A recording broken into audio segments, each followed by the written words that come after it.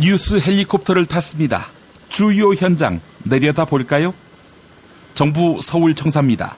대통령 권한대 행인 황교안 국무총리가 대정부 질문에 안 나가겠다 이렇게 밝혔습니다. 우상호 더불어민주당 원내대표, 그래서 황교안 총리님 대통령이 되신 거 아니거든요 라고 꼬집었는데요. 약물 중독 의심자에게서 받은 임명장 한 장, 이걸 대통령 당선증으로 착각하는 모양입니다. 착각하는 사람 황교안 뿐입니까? 최순실 대통령 선거에 출마해서 당선된 것도 아닌데 대통령직을 행사하고 5선이 되는 동안 단 한 번도 자기 이름 옆에 도장을 받아서 당선된 바 없는 김종인은 국민 다수의 지지를 받아야만 가능한 개헌을 운운하고 이재용 이하 재벌 2, 3세들은 경영 능력 검증받지 않고 그 직에 올랐습니다. 대한민국의 적폐는 모렴치한 사람들이 날로 먹으려는 것에 있는 거 아닌가요?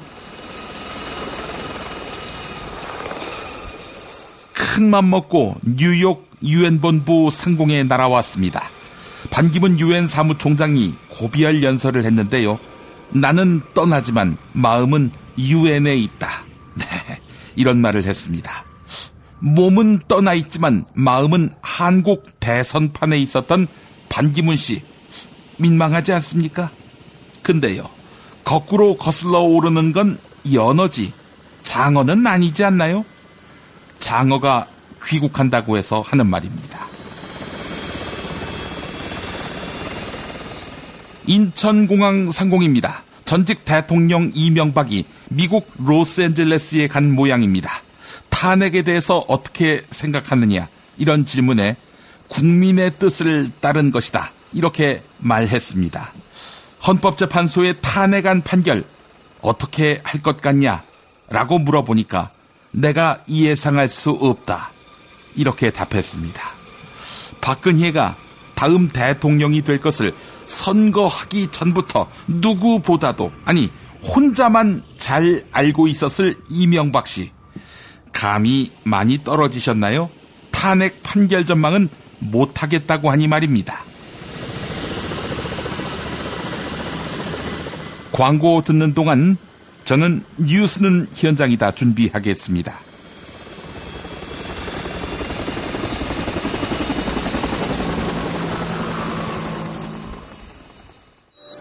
생활고 때문에 건강보험료를 내지 못한 사람들에게 병원은 사치입니다.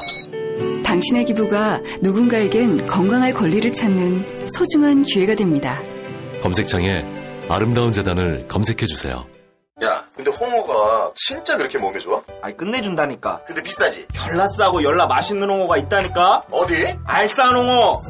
네이버 검색창에 알싸한 홍어를 검색하시고 1599-6456 전화 주문도 가능합니다. 노력한 만큼 내어주는 자연, 그 자연의 마음을 알기에 정성농장 홍삼. 검색창에서 정성농장 홍삼을 검색해주세요. 010-9754-6972. 다이어트를 위한 꿀팁.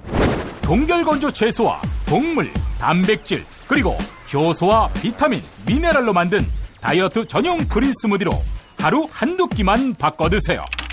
비타샵에서 만나요. 요즘 민주주의가 거꾸로 간다고들 하지요. 역사 국정교과서 발표로 시끄럽기도 하고요. 지금 꼭 읽어야 할 책 같은데요. 완전히 새로운 한국 현대사, 한국 현대 생활문화사. 도서출판 창비. 조선에 딸로서 잘하는 죄밖에 없는데. 남북 통일 만세! 새날이 올 때가 불리한 진술을 거부할 수 있습니다. 김무성 나와! 이나 민주주의를 알아, 이 새끼야!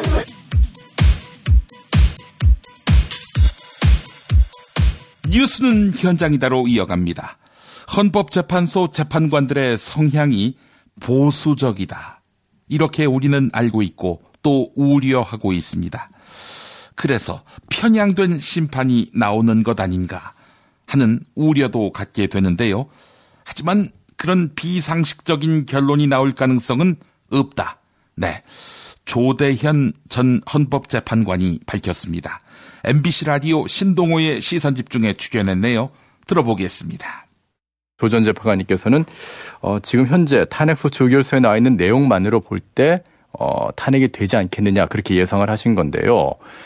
예. 하지만 이 박근혜 대통령 측에서는 검찰이 예. 조사한 부분 또 아직도 예. 특검 조사 뭐 남아있기도 하고요. 이런 예. 여러 가지 부분에 대해서 좀 부인하고 있는 상황이지 않습니까? 예. 이 부분에 대해서는 어떻게 생각하시는지요? 지금 피청구인 측에서 부인하고 다투고 있기 때문에 네. 아마 검찰에서 조사했던 그 피의자 참고인들 전부 다 헌재에서 아마 증인으로 불러서 조사해봐야 되겠죠. 예. 그럴 필요성이 생길 겁니다. 그러니까 헌재에서 조사를 하면 결국엔 예. 탄핵이 될 것이다라고 지금 그렇게 보고 계시는 거군요. 하지만 실제로 예. 지금 헌재 재판관들의 성향을 좀 살펴보게 되면은 예. 성향이 비교적 좀 보수적인 성격이 강하다. 이런 얘기가 예. 나오고 있습니다. 이런 재판관들의 성향이 재판에 실제로 영향을 미친다고 보시는지요? 근데 보수적이라는 게 무슨 뜻인지 모르겠는데. 예.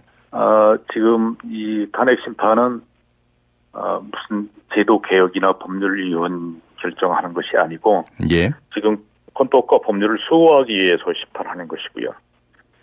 그 법조인들이 대개 국법 질서 수호하는 문제에 대해서는 보수적이죠. 그것은 헌법과 법률에 충실하다는 문제고 헌법과 법률, 국법 질서를 수호하는 데에서는 수호하기 위해서 앞장서는 거 그것이 보수인 것입니다. 제가 이 보수라는 말씀을 드리니까 조금 좀 혼동이 되신 것 같은데 그러면 추천이라고 말씀을 드리겠습니다.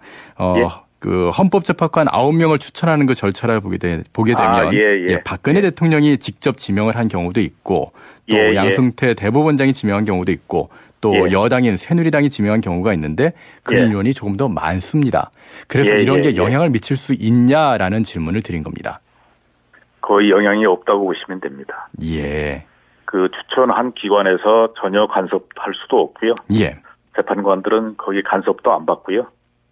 완전히 독립해서 공정하게 법률과 양심에 따라서 재판할 겁니다. 예. 평생 그렇게 살아온 사람들입니다. 예, 9명의 재판관 모두가 각각의 재판정이라고 보면 되겠다라는 그런 말씀으로 정리를 해보겠습니다. 네, 각자의 양심에 따라 판단할 겁니다. 예, 지난 2004년 얘기를 좀 해보겠습니다. 노무현 전 대통령의 탄핵 심판 때 이 탄핵 심판의 소수 의견 그때는 공개가 되지 못했거든요. 그런데 이 찬반 여부 실명 공개 이게 좀 재판관들이 부담을 느껴서 그런 건 아닌가 하는 그런 의견이 있는데요. 이번에는 어떻게 될 거라고 보시는지요? 그 당시에도 소수 의견을 냈던 분들이 의견을 발표하고 싶어 했습니다. 재판관들은 자기가 찬성하든 기각 반대하든 다 합리적인 이유를 쓰거든요. 그러니까 그거 공표하는 데서는 전혀 부담을 느끼지 않습니다. 오히려 지금 전부 이유를 각자 이유를 쓰도록 돼 있기 때문에 오히려 정치적으로 편향된 의견들은 나오기가 좀 어렵지 않을까 그런 생각이 들죠. 예. 사실은 이게 2004년에는 그 당시 이름을 밝히지 않았기 때문에 누가 찬성을 했는지 누가 반대를 했는지 국민들이 알 수가 없었지 않습니까? 그래서 그 다음 해에 이 법이 좀 개정되면서 재판관들의 의견이 이게 공개가 모두 되도록 그렇게 바뀐 건데요.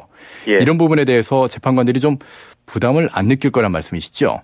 예, 안 느낄 겁니다. 새누리당 친박계 핵심 의원 8명이 최순실의 남자라고 불리는 데 대해 반박했습니다.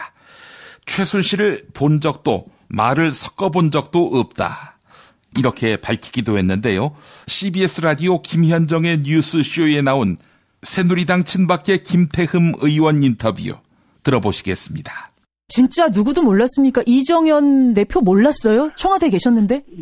저도 알고, 저도 그런 부분들을 사적으로 물어본 경우가 있는데, 몰랐답니다. 진짜 진짜 모르셨다고 해도 문제 아닙니까? 그분 수석이셨는데? 수석이었던지, 그걸 비밀스럽게 만나고, 비밀스럽게 서로 의견들을 전달하는 그런 사적인 그런 부분들을 수석들이 어떻게 다 알겠습니까? 아니, 청와대 조리장도 알았던 사람을 어떻게 이정현 대표가 모를 수 청와대 조리장은 밥을 식사를 한다든가 같이 있었을 때 거기에서 뒤에서 만날 수 있는 기회가 있을 수 있었겠죠. 아, 조리장이어서 알았는데 오히려 그 윗사람은 모를 수 있어. 근데 지금 최순실 농단을 그럼요. 다 우리 낱낱이 보고 있지만. 아니, 예를 들어서 어느 식당에 들어가면은. 식당에 서빙하는 사람은 그 사람이 왔는지 모르지만은. 그 주인은 모를 수 있는 거 아니에요. 아, 서빙하는 사람은 알지만 더 위에 계산대에 앉아있는 사람은 모를 수도 있다. 모를 수도 있고, 뭐, 그렇죠. 아, 식당은 그렇지만 여기 식당 아니고 청와대 아닙니까? 이건 사적인 그 은밀한 그런 관계이기 때문에 저도 사실 이 사실을 알고 이 화가 나고 그다음에 이 대통령께 이 아주 그 실망을 금시 못 오고 저도 허탈했는데요. 대부분의 사람들이 저는 그렇다 저는 보거든요. 알겠습니다. 여하튼 비박이나 친박이나 할 것 없이 책임은 공동 아니냐 지금 그 말씀하시는 거죠? 네, 그렇습니다. 그리고 뭐 도의적인 책임을 더 지라면은 뭐 친박이 질 수도 있는 그러한 그 지금 주류가 질 수도 있는 그런 생각들도 갖고 있어요. 다만 그 지금 우리 당이 지금 갈등의 수용돌이 속으로 빠지는 이 부분이 뭐냐면은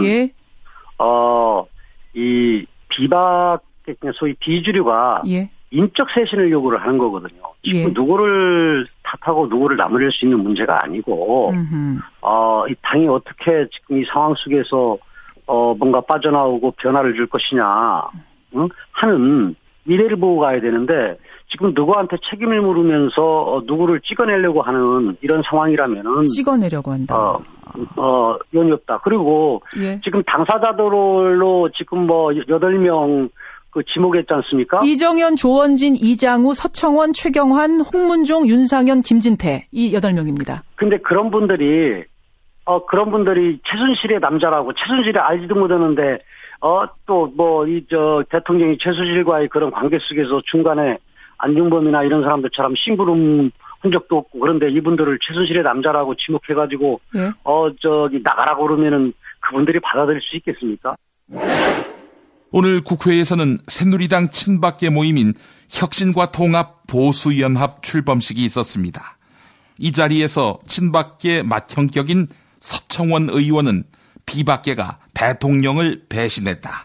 이러면서 친박과 최순실의 남자들을 지키겠다. 이렇게 밝혔는데요. 새누리당 서청원 의원 발언 들어보시겠습니다.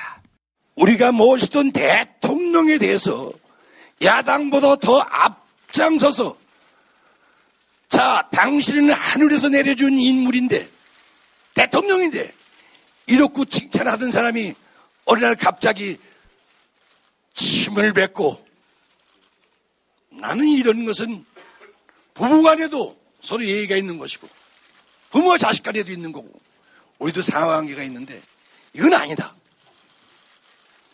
저는 4월 퇴진 6월 당론으로 결정하기 아침에 정지석 대표에게 전화했습니다.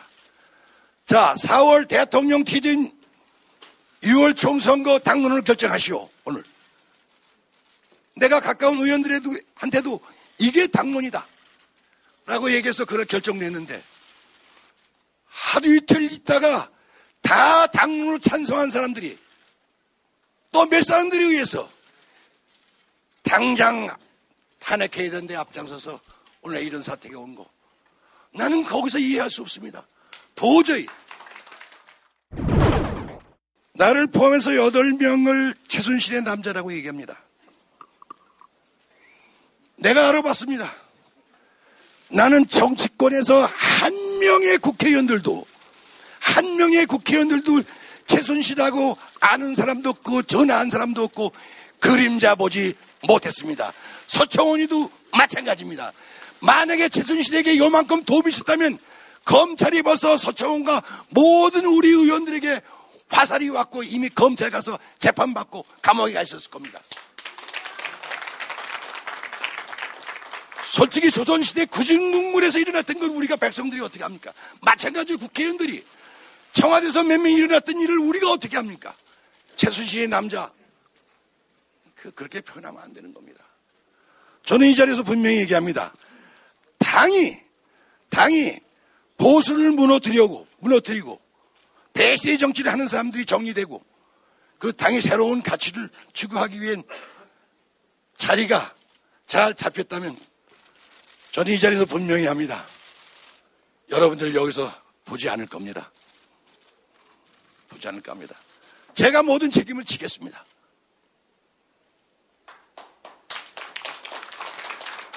저는 8선 것으로 만족합니다. 8선도 정말 대단한 거라고 생각하고요. 욕심이 없습니다. 여기 있는 친박위원들 몇 사람들, 여러분들이 얘기하는 친박위원들, 또 최순실이라고 남자로 지킨 사람들이 욕심 있는 줄 아십니까? 이 대한민국 혁신과 통합, 보수의 가치를 실현하기 위한 그때까지 저도 지킬 것이고 최순실의 남자들도 지킬 것입니다. 그리고 배신의 정치, 이런 것은 보수 정당에서 더 이상 있어서는 안 됩니다.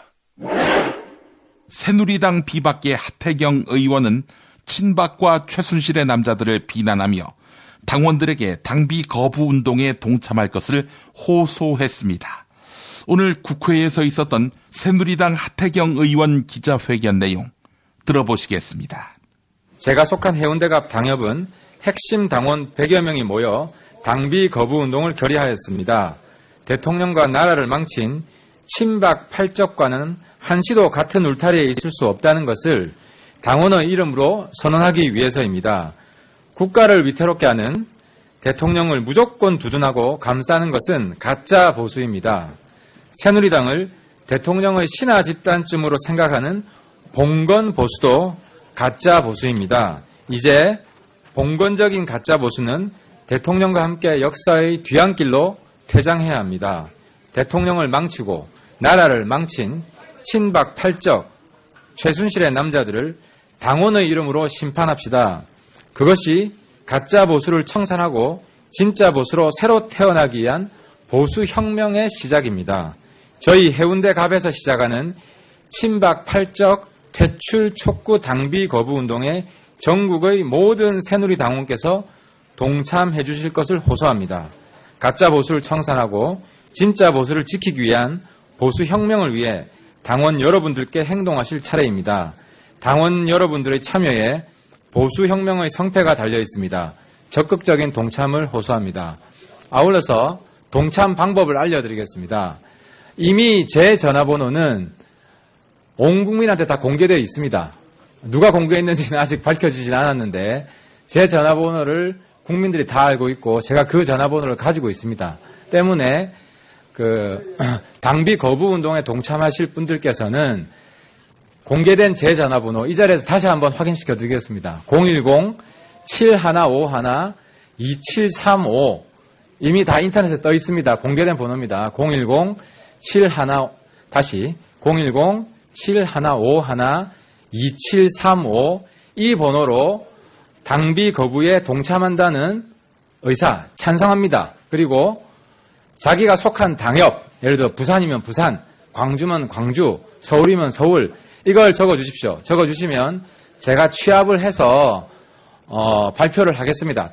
적당한 숫자가 차게 되면. 그리고 당비를 거부할 수 있는 방법은 새누리당 중앙당이나 또는 시도당에 연락해서 자동 이체 중단을 통보하시면 됩니다. 새누리당 김무성 전 대표가 탈당 후 신당 창당을 고민하고 있다. 이렇게 밝혔습니다. 비박이 새누리당의 어마어마한 재산 때문에 탈당을 주저한다. 이런 시각과 관련해서 아주 특기할 발언을 했는데요. 오늘 기자간담회에서 했던 김무성 전 대표 말 들어보시겠습니다. 현재 새누리당을 탈당해서 신당을 만들어야 된다 하는 그런 생각 때문에 심각한 고민을 지금 하고 있습니다. 정치를 국민이 아니라 봉건시대의 주군에 대한 충성과 신의 무죄로 접근하는 가짜 보수에게 보수의 미래를 맡길 수 없다고 생각을 합니다. 그들은 박근혜 대통령의 정치적 파트너가 아니라 정치적 노예들이라고 생각을 합니다. 박근혜 대통령에 대한 일체의 건전한 비판도 배신이라는 딱지를 붙여서 금기시하는 그들의 노예 근성이 결과적으로 박근혜 대통령도 죽이고 우리 새누리당도 죽였습니다. 이제 새로운 진짜 보수가 나와야 될 시점이다라는 생각에 동지들과 심각한 고민을 같이 하고 있다는 점을 다시 한번 말씀드립니다. 당을 해체하면 그 재산은 모두 국고에 귀속이 됩니다. 현재 새누리당 재산이 얼마인가 저희들 알아보지는 않았습니다만은 그러한 재산들 조금 있는 것 같은데 이 또한 과거 전두환 독재 정권 시절에 재벌들을 등쳐가지고 형성한 그런 재산이라는 점을 부끄럽게 생각하고 국가에다 헌납해야 된다는 생각을 가지고 있습니다. 오늘 국회에서 대한민국 바로 세우기 제1차 포럼이 열렸습니다. 이 자리에서 더불어민주당 문재인 전 대표는 촛불혁명이 구시대를 청산할 기회를 만들었으니 정치가 길을 제시할 때라고 밝혔는데요. 발언 내용 들어보시겠습니다. 새로운 대한민국이 추구해야 할 비전으로 저는 공정과 책임 그리고 협력을 제시합니다. 첫째, 공정국가입니다. 이제 정경유착이라는 단어는 사라져야 합니다. 검찰 개혁 등을 통해 권력기관을 정상화해야 합니다. 재벌개혁, 행정개혁, 언론개혁, 입시개혁 등 불공정한 구조와 관행을 바로잡아야 합니다. 공정거래를 확립해야 합니다. 부정부패도 대청소해야 합니다. 반칙과 특권은 반드시 응징받아야 합니다.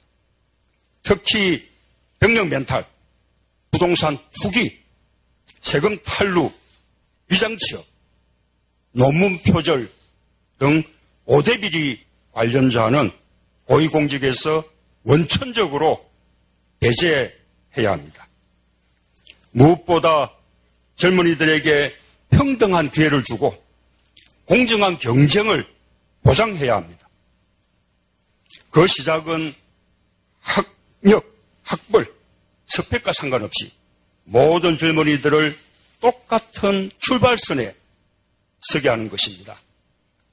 우리 사회의 모든 분야, 모든 영역에서 불공정을 혁파해야 청년들이 꿈과 희망을 가질 수 있습니다. 둘째, 책임국가입니다. 세월호 참사와 메르스 사태 때 국가는 없었습니다. 권력의 사유화로 사라진 국가의 공공성을 다시 세워야 합니다. 국민의 생명과 안전을 다른 어떤 가치보다 우선해야 합니다. 국민 개개인의 삶을 국가가 책임져야 합니다.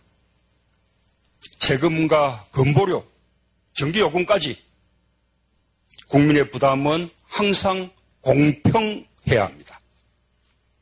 치매 국가 책임제 등 개인과 가정이 감당하기 어려운 복지는 국가가 책임져야 합니다. 이것이 국민 개개인의 존엄성을 지키는 책임국가입니다. 셋째, 협력국가입니다.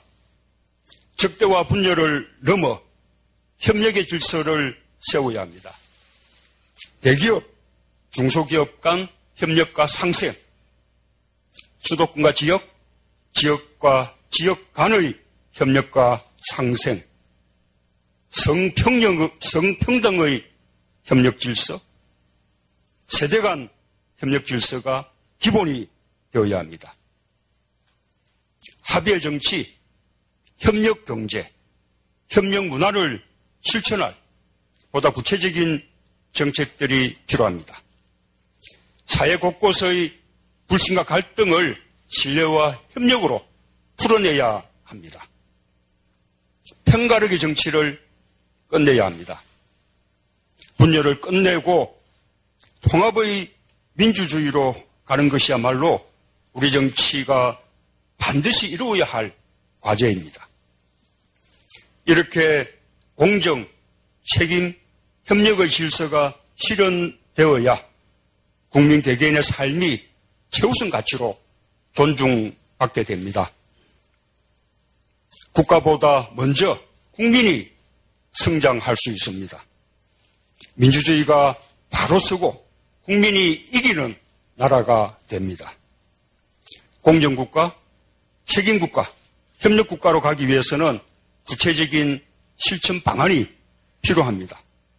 오늘 이 포럼이 그 방안을 제시하고 토론하는 귀중한 시간이 될 것으로 기대합니다.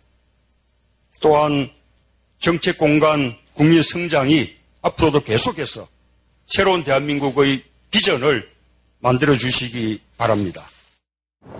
러시아 베링해입니다. 너무 추워서 사람이 살지 못하는데요. 그 어느 곳보다 깨끗한 청정해역입니다.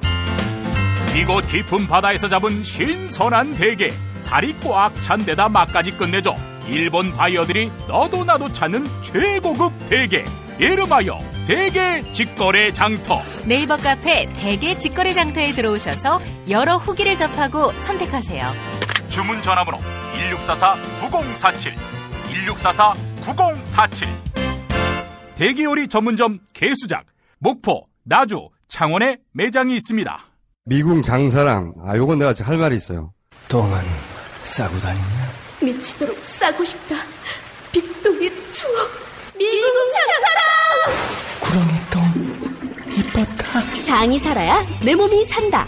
혈중 콜레스테롤 개선과 배변 활동에 도움을 주는 건강기능식품입니다. 빅동의 추억, 미궁 장사랑. 지금 검색창에 미궁 장사랑을 검색하세요. 이건 제가 써보니까 효과가 있는 것 같아요.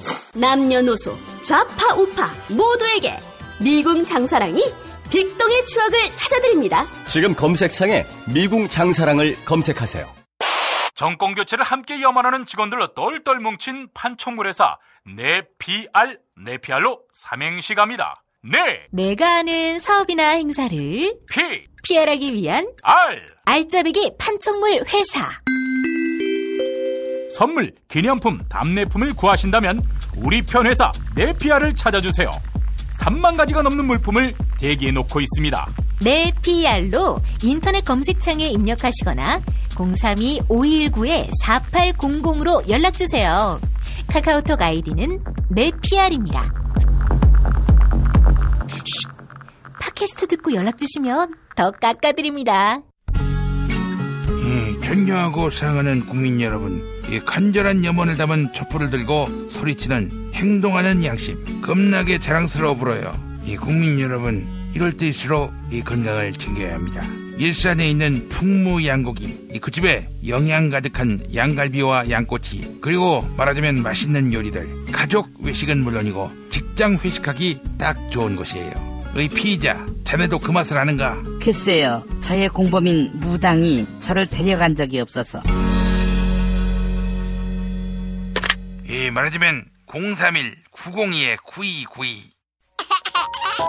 건강한 몸, 건강한 피부, 건강한 화장품을 물려주고 싶습니다. 수아비스 화장품은 눈에 들어가도, 상처 위에 발라도, 혹은 아이들이 실수로 먹더라도 괜찮아야 한다는 목표로 95% 천연 원료 함유에 도달하기까지 달려왔습니다. 수아비스랩닷컴에서 여러분의 성원에 힘입어 12월 15일 베이비 전용 제품을 출시합니다. 지금 바로 수아비스 화장품 홈페이지를 방문해서 베이비 제품 체험단 참여 이벤트를 클릭해주세요. 민감성, 아토피성 피부에도 효과적인 수아비스 베이비 제품을 보내드립니다. 아이부터 어른까지 수아비스 화장품.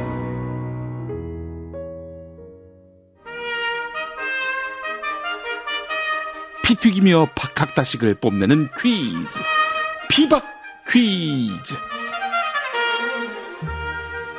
오늘도 무와 환 나오셨습니다. 안녕하십니까.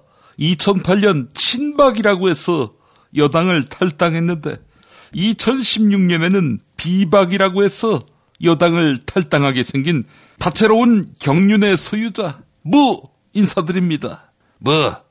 당을 나가긴 나갈 모양이지. 나가기 전에 부탁이 하나 있어. 됐어 이 새끼야. 버스는 이미 떠났어. 붙잡아봐야 소용없어. 무슨 소리야. 싹 다 데리고 나가달란 말인데. 4.13 총선 때 진작 내쫓았어야 했는데 이제라도 청소를 해야지. 화나 나가는 마당이지만 내가 걱정할 바는 아니지만 남경 PD 표현대로 광신도들만 갖고 정당할 수 있겠냐? 광신도? 좋아. 그럼 아예 당 이름도 신천지당으로 바꾸지 뭐. 당신들처럼 어제 다르고 오늘 다른 그런 지조도 없고 지초도 없는 인간들 이제 안 봐도 되니까. 야, 한국일보 못 봤구나. 새누리당이 갈라지면 비박당 지지율은 14%, 너네 친박당 지지율은 5%로 나오더라. 박근혜 최후의 지지율 5%.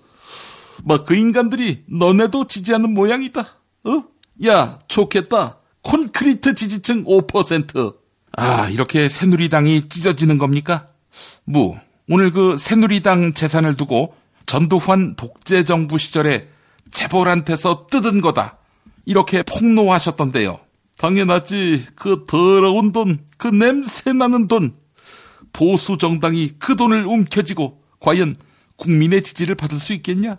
그렇다면 거기서 당대표 하던 새끼는 더럽고 냄새가 나겠구만. 그 돈을 떡 주무르듯 주물렀을 테니까. 그렇지. 특히 그 이정현이한테서 그 냄새가 나요. 손에 장을 지진다더니 온몸에 장을 적신 모양이야. 간장독에 들어가서 싱크로나이즈드 스위밍을 했나? 이 바보, 당신을 두고 하는 얘기야. 당신도 우리 당에서 대표 해먹지 않았어? 그 새끼, 힘없는 당대표는 빼줘야지. 돈이 내 쪽에서 돌았겠니? 그나저나 허나, 너는 그 안봉근이한테 뭐라고 했냐? 서열이나 연번을 보자면 안봉근이가 너하고 말 섞기는 너무나 급이 낮은데 말이야. 그런데 걔는 김기춘 형을 김기춘이 이런다면서 박근혜가 자기만 찾는다나 뭐라나. 다 지나간 일을 들춰서 뭐 하려고. 다 지나간 일이라니 이 새끼야. 이제 까발려지기 시작했는데. 아이고, 이 광신자 집단 이젠 굿바이다. 이 바보, 신당 창당하면 이름은 뭘로 할 건가? 과거에 친박연대도 있었지. 거기 당대표가 서청원 형이고, 새로 만드는 당 이름에 내 이름 넣지 뭐. 말이야. 무라면 무당. 어때? 무당 괜찮지? 무당? 가만히 있자. 그러면 무당하고 친한 우리 누나의 당 친박당하고 별 차이가 없을 것 같은데. 그런가? 아이고, 내가 왜 그걸 생각 못했을까? 그러면 하는 수 없이 반기문이로 대선 후보를 밀 거니까 지지할 국민의 성원이 크다는 의미로 클테. 반기문 할 때 반기문이가 주인이다 해서 주인주. 그리고 사랑받는다 할 때 첫자 사해서 태반주사당. 어떠니? 닥치라고. 차라리 마약당이라고 하는 거 어때? 당신이 만드는 당이라면 당신과 정체성이 맞아야지. 마약당. 그거 좋네. 마약당이라. 요즘에는 나보다도 어떤 분하고 정체성이 더 맞지 않니? 좋아. 안티마약당. 이거 어떨까? 입당 원서를 쓸 때 말이야, 도핑 테스트를 하는 거지. 그런 퍼포먼스를 한다면 더욱 차별성이 드러나겠구만. 도핑 테스트? 그러다가 당신부터 입당이 안 되면 어쩌려고? 닥쳐 이 새끼. 너 이 새끼 나하고 자꾸 마약을 엮을래? 조용히 하십시오. 국민은 세계 1등인데 정치는 여전히 석기 시대에 머물러 있습니다. 아이고, 완님 나오셨어요. 자, 새누리당의 분당 위기가 현실로 다가왔네요. 어떻게 보셨습니까? 부부가 서로 맞지 않으면 이혼해야 합니다. 이혼해서 잘 되면은 서로 좋은 거 아니겠습니까? 문재인과 이혼한 저처럼 말이지요. 지금 안님하고 새누리당 탈당파가 손잡는다. 이런 얘기가 나오던데요. 가능성이 있는 겁니까? 물론입니다. 정치 개혁을 위해서는 함께하지 못할 이유가 없습니다. 당원들과 그리고 정치적 지지 기반인 호남에서 과연 동의할까요? 호남 분들은 문재인만 아니면 다 좋아하십니다. 문재인 전 대표를 싫어하는 호남 분들이 제법 되기는 하는데 그래도 새누리당 탈당파만큼 싫어하지는 않을 것 같은데요. 호남 분들은 문재인 또 새누리 탈당파 그 둘의 차이를 잘 못 느끼십니다. 또한 호남 시민들은 저를 지지하기 때문에 제가 하는 일이라면 일단 신뢰를 보내주십니다. 이건 총선 때 얘기지요. 지금 호남에서 지지율 1위는 이재명 성남시장 아닙니까? 이재명 말입니까? 막말해서 2등 할 것 같으면 저는 못할 것 같습니까? 막말이라 이재명 성남시장의 발언을 무조건 다 막말로 치부할 수는 없는 거 아닌가요? 잃어버린 지지율을 회복하기 위해서 앞으로는 저도 막말하겠습니다. 아이고, 안님은 평소에 심한 말, 격한 말, 날선 말 이런 말을 안 한다고 하지 않았습니까? 좋습니다. 뭐라고 막말 하실 건데요? 이렇게 하겠습니다. 여러분, 새누리당 정말 쓰레기지요? 쓰레기는 종량제 봉투에 버려야 합니다. 어떻습니까? 그 정도 가지고 그게 어떻게 막말입니까? 알겠습니다. 그럼 이렇게 해보겠습니다. 여러분, 청와대의 박근혜 정말 정신이 나갔지요? 프로포폴을 1년치 맞게 해서 퇴임하는 날 깨웁시다. 그 프로포폴을 1년치 맞으면은 죽으란 얘기죠. 아무리 막말이라도 사람 생명 갖고 그렇게 얘기하는 것은 잘못된 겁니다. 좋습니다. 그러면은 이걸로 하지요. 여러분, 미스박 저렇게 내버려 두실 겁니까? 미스박을 선택한 것은 미스테이크였습니다. 그 말 안 되죠. 여성 혐오가 깔려있는 거 아닙니까? 미스박이라니요. 그런 말씀하시면 안 되죠. 이 씹새끼야! 그럼 뭐라고 해, 이 씹새끼야! 그거 좋네요. 지금 방금 하신 요. 그거 좋아요. 화끈한데요? 자, 오늘 안님의 새 면모를 보았습니다. 자, 안님, 문제 내주시죠. 빈정대지 마, 이 씹새끼야! 문제 드리도록 하겠습니다. KBS 전 부산총국장 최석태라는 인간이 박근혜가 불치병을 앓고 있으니 촛불 집회를 그만둬야 한다. 이렇게 주장했다고 하는데요. 이 불치병 때문에 만성 피로를 앓고 수면 부족에 시달린다고 했습니다. 박근혜가 앓고 있다는 이 병은 무엇일까요? 이것이 오늘의 문제입니다. 이 정답! 네, 환히 빨랐습니다. 정답은요? 이 정답은 공주병. 공주병은 아니죠. 이쪽은 내가 전문 아니겠니? 사회자.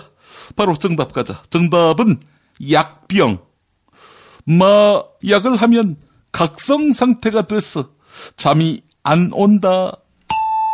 네, 오늘도 정답은 애청자 여러분의 몫입니다. 정답 맞히시는 분께 세상에서 가장 맛있는 김치, 이담채 김치, 유전자 변형 곡물, 화학 첨가물을 전혀 사용하지 않는 과자, 별을 따다 구운 과자 함께 보내드리겠습니다. 팟빵 게시판에 정답, 이메일 주소, 사연 남겨주시기 바랍니다. 피박 퀴즈 마칩니다.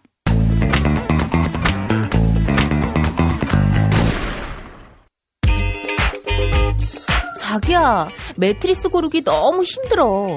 어디 한 번에 쫙 볼 수 있는 곳 없을까? 대한민국 최초 매트리스 멀티샵 매트리스엠 몰라? 후진 브랜드만 있는 거 아니야? 비본, 베드이너박스, 실리, 템퍼, 시몬스 전 세계 최고 브랜드 정품만 취급해. 친환경 제품이겠지? 당연하지. 직구 사이트 뒤지느라 고생하지 말고 매트리스엠에서 한 번에 업계 최초 10년 품질 보증을 실시하는 자신감 매트리스엠. 매트리스 살 때는 꼭 매트리스 M으로 오세요. 검색창에 매트리스 M. 박근혜 왜 저러지? 문재인, 김무성, 안철수는 또 왜 저러지? 뉴스로는 알 수 없는 진짜 정치 현장 이야기. 한겨레 정치팀 기자들이 취재 수첩을 낱낱이 공개합니다. 본격 정치관찰 팟캐스트. 언니가 보고 있다. 팟빵에서 언니를 검색하세요. 한겨레 정치바와 함께하는 정치 한 건에 써. 김태규 기자 만나겠습니다. 김 기자님. 네, 안녕하십니까. 예, 지명수배가 된 시민에게 지명수배가 된 우병우 전 민정수석. 예, 이제 청문회에 나올 모양이죠? 예, 다음 주 있는 청문회에 나오겠다. 드디어 이제 접선이 이루어졌습니다. 예. 근데 뭐 그것도 연합뉴스 기자하고만 통화가 됐어요. 예. 예, 그 정도면 되겠다. 본인도 이제 판단을 한 것 같고요. 뭐 이유는 이렇습니다. 청와대 민정수석은 그동안 공개석상에서 업무와 관련한 발언을 하지 않은 관행과 원칙을 지키느라 지난 7일에 2차 청문회에 나가지 못했다. 국회의 거듭된 요구를 존중하여 국회 청문회에 참석해서 성실히 답변하겠다. 예. 이렇게 통화를 했습니다. 지금 문제는 이제 그 장기간 집에 들어오지 않고 그래서 국회 동행명령서라든지 이런 걸 아예 수령을 거부한 거잖아요. 예. 사실상 이제 회피를 한 거고, 그러면은 동행명령서뿐만이 아니라 그 전에 증인으로 나오라는 출석 통보서 자체를 받지 않았기 때문에 법적으로 지금 아무런 문제가 없는 거예요. 국회에 대한 모독이라든지 그런 부분에 대해서 지금 고발을 할 수가 없는 상황이고, 사실 이걸 보면 어쨌든 우병우라는 사람이 법을 너무나 잘 알고 그런 머리가 좋은 사람이니까 자기가 법망을 피해갈 수 있는 방법을 정확히 알고 아예 그냥 그 소재를 추적을 이제 당하지 않으려고 아예 그냥 자취를 감춘 건데, 예. 그 부분을 우병우 전 수석은 이렇게 설명을 했다고 합니다. 그것은 고의 도피가 아니라 기자들의 집요한 취재 공세 때문에 그랬다. 뭐 이제 밝혔다고 하는데, 기자들이 뭐 집요하게 본인만 취재하겠습니까? 그리고 출석 통보서가 가는 그 시간에만 자리를 비워서 취재 공세를 피한다는 건지 이건 사실 말이 안 되는 거고요. 그러면은 우병우 전 수석이 왜 갑자기 국회 청문회에 출석하겠다 이렇게 마음을 바꿔먹은 걸까 생각을 해보면 말씀하신 것처럼 이건 시민들의 압박이 컸던 것 같습니다. 오늘 오전 기준으로 우병우 씨에게 붙은 현상금이 2,133만 원입니다. 안민석 의원, 그리고 정봉주 전 의원이 각각 500만 원씩을 냈고요. 예.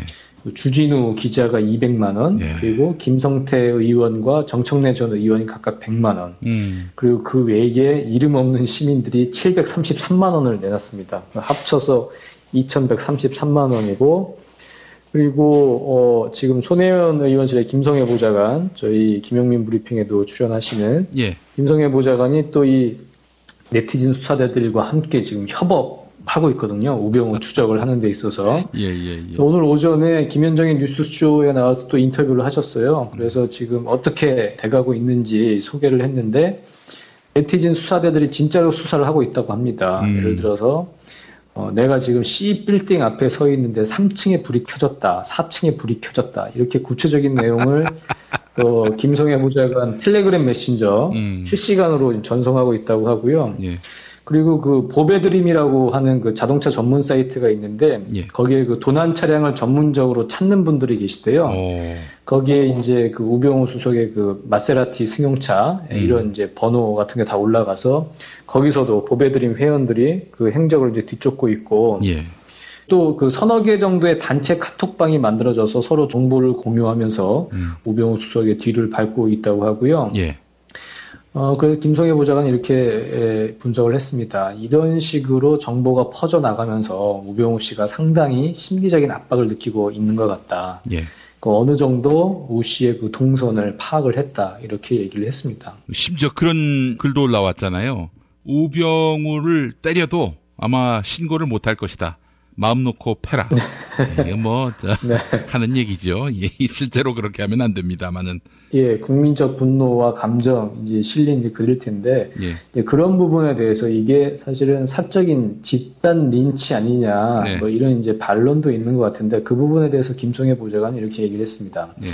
2011년부터 3년 동안 국가가 통신 내역을 들여다본 건이 8,225만 건인데 그 중에 38%만 당사자한테 통보를 했고 나머지는 얘기를 안 했다. 국가가 국민들한테 뭐 개인정보 유출 뭐 그런 얘기를 할 상황은 아닌 것 같다. 이렇게 얘기를 했고요. 또 우병우 씨를 맞닥뜨리면 진짜 배트맨처럼 때려 눕히고 수갑 채우고 이러는 게 아니다. 어디 있다는 사실을 확인하고 게시판에 글을 올리고 이것을 통해서 검찰과 국회와 행정부를 압박하는 거다. 이렇게 설명을 했습니다. 그러면서 지금의 우병우 씨의 어떤 심리 상태도 분석을 했어요. 뭐라고 했냐면 그 정윤회 문건 검찰 수사를 통해서 한 분은 징역을 살고 다른 분은 자살하고 다른 한 분은 지금 정신병원에 입원해 있다. 우 씨에게는 이번 사건이 민간인으로서 맞는 첫 인생이다. 어린 나이에 검사가 돼서 이런 사건을 자기의 어떤 쪼여오는 상황을 아마 처음 이제 경험하는 거 굉장히 두려울 거다. 근데 법은 만인 앞에 평등하고 전 국민의 분노와 관심이 여기 모이고 있고 대통령도 끌어내린 국민인데 지금이라도 증언대에 나서서 이 분노를 잠재우지 않으면 뒷일을 감당하기 어려울 거다. 이렇게 경고를 했고 마지막으로 그 우 씨의 소재를 메신저로 보내주시면 바로 국회에 전달해서 출석 명령서를 들고 쫓아가도록 하겠다. 이렇게 얘기했습니다. 참 무섭습니다. 결국 이제 이런 압박이 사실 우 씨의 자수 선언 받아낸 게 아닌가 싶습니다. 이대영 씨라고 있었어요. 이분이 누구냐면은 광노현 서울시 교육감. 이분이 이제 구속되면서 잠시 대행을 했던 분인데 부교육감이었죠. 근데 이 양반이 이제 교육감 대행을 하면서 국립현충원 참배를 하고 마치 그 교육감 보궐 선거에서 당선된 사람인 양 행세를 하더라고요. 좀 된 일입니다만은 그 양반이 이제 고등학교 때 생물 교사였고요. 아주 뭐 지금도 친구들 만나면은 아주 엄청난 체벌 교사로 우리가 그 악명을 잊지 못합니다. 은사님이신가요? 예, 저 고등학교 때 생물 선생이었어요. 아, 그러시군요. 제가 했는지 아니면 제 친구가 했는지 기억은 안 납니다만은 그때 이제 성교육 한다면서 이제 아기가 나오는 과정을 생물 시간에 이제 비디오로 보여줬는데, 아이 선생님 이 풍기문란한 비디오를 왜 보여주십니까? 라고 했다가 한 20대를 맞았나 뭐 그런 그것도 싸대기로 뭐 그랬던 기억이 납니다만은. 친구가요? 아니면 그래서 제가 했는지 제 친구가 그런 말을 했는지 제가 했을 것도 같고 평소 그 품행으로 보면은 뭐 여하간 그랬던 분입니다. 근데 그분이 막 국립현충원 가가지고 이렇게 뭐 교육감 대행됐다고 아주 그 근사하게 폼나게 말하자면은 신고식을 했는데 이 황교안 씨가 대통령이 됐나 봐요. 황교안 씨를 보니까 그 이대영 교육감 대행이 생각이 납니다. 네, 자칫 잘못하면 지금 대통령 놀이를 아주 즐길 태세인 것 같은데 지금 문제는 국회 대정부 질문입니다. 다음 주 정도에 이제 국회 대정부 질문이 있는데 총리실 쪽에서 계속 전례를 들어서 안 나갈 수도 있다. 뭐 이런 얘기가 나오고 있어요. 전례라는 게 무슨 얘기냐? 네, 전례라는 게 2004년 3월에 노무현 대통령 탄핵됐을 때의 고건 총리 사례를 얘기하는 건데요. 그때 이제 무슨 얘기 있었냐면 그때 한나라당과 뭐 민주당 그런 야3당, 그러니까 탄핵을 추진하는 야당이 고건 총리에게 대통령 권한대행 자격으로 국회에 출석해서 시정연설을 할 것을 요청했습니다. 그러니까 이것은 권한대행인데 분명히 권한대행이고 총리인데 대통령의 자격으로 시정연설을 하라고 그랬거든요. 국회에 나와서. 이제 그렇기 때문에 고건 총리가 이거는 대통령의 자격으로서 하는 거기 때문에 권한대행인 내가 하는 건 적절하지 않다고 해서 이제 거부를 했고요. 당시 야당은 이제 그런 노림수가 있었겠죠. 탄핵으로 직무 정지가 된 노무현 대통령이 있는데 어쨌든 고건 총리를 대통령처럼 예우함으로 해가지고 직무 정지된 노무현 대통령을 더 이제 좀 밟아 보려는 그런 이제 의도가 있었던 건데, 당시 고건 직무대행은 나는 총리로서 대통령 권한대행이지 대통령은 아니다. 이런 논리로 시정연설을 이제 나가지 않았거든요. 예. 근데 지금 야당에서는 지금 요구하는 게 대통령으로서의 시정연설 요구하는 게 아니고 총리로서의 국회 대정부 질문에 나와서 답변을 하라는 겁니다. 그러니까 전혀 지금 다른 거죠. 당시로서는 대통령으로서의 역할을 요구한 거고 지금은 총리로서의 역할을 요구한 건데 그때의 전례를 들어가면서 국회 나가는 게 좀 어렵지 않냐 막 이런 식으로 지금 얘기를 흘리고 있어서 그래서 이게 말이 안 맞는 것이고 그래서 야당에서 지금 견제를 하고 있습니다. 우상호 더불어민주당 원내대표가 오늘 그렇게 얘기했어요. 황교안 국무총리를 향해서 폼 잡지 말고 국회 대정부 질문에 나와서 본인의 국정구성을 설명하는 장으로 활용하라. 박근혜 대통령 흉내는 내지 말라. 이렇게 얘기를 했습니다. 그리고 오늘 그 야 3당 대표가 이제 만나서요. 그래서 황교안 대통령 권한대행 총리에게 회동을 제의하는 등 어쨌든 지금 적절한 시기에 밟아줘야지, 아니면 이게 기고만장해서 정말로 대통령 놀이를 할 수 있거든요. 지금이 딱 그 타이밍인 것 같습니다. 아니 꼴값을 떨어요. 주제를 모르고 말이죠. 누가 널 대통령으로 세웠는데? 그렇죠. 그 두드러기로 군대에도 안 갔다 오셔서 총술들도 모르고 식판에 밥 받는 것도 모르는 분께서 계속 지금 안보를 강조하고 있지 않습니까? 그것도 참 보기도 참 그런 광경인데, 여기서 더 나아가서 완전히 그 대통령 놀이를 하겠다고 하니 조금 어이가 없고, 어쨌든 빨리 자중자애하면서 제자리를 찾길 바랍니다. 네, 그래요. 약간 정신 좀 차리고 지금이 어떤 때인데. 근데 사실 국회 나가서 답변하는 게 참 짜증나는 일이긴 할 겁니다. 게다가 또 자신이 대통령 권한대행인데, 이게 짬밥이 같을 수 있느냐, 뭐 이런 생각도 들만도 하고요. 하지만 넌 총리입니다. 널 언제 대통령으로 뽑았습니까? 이 나라는 참 잘못된 사고가 뭐냐면요. 제가 개헌을 주장하는 분들한테도 하는 얘기인데, 본인이 대통령이 돼서 개헌을 하세요. 괜히 어떻게 개헌을 해가지고 한 자리 차지하려고 하지 말고 순서를 바로 하자는 거지요. 한 번도 국민에게 제대로 심판받지도 않으면서 권력부터 차지하려고 들면은 그것만큼 꼴불견이 없거든요. 모든 권력은 국민으로부터 나오고 그 권력은 투표에서 나오는 거 아니겠습니까? 그렇게 권력을 받아서 뭔가를 하는 게 맞는 거죠.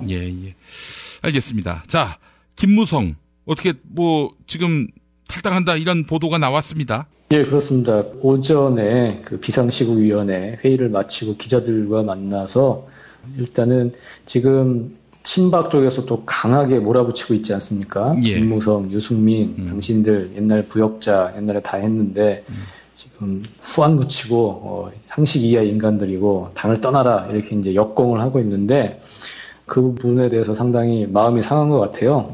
다시 이제 반박을 했습니다. 박근혜 대통령이 당을 배신하고 도리를 지키지 않았다. 그 친박들은 박 대통령의 정치적 파트너가 아니라 정치적 노예들이다.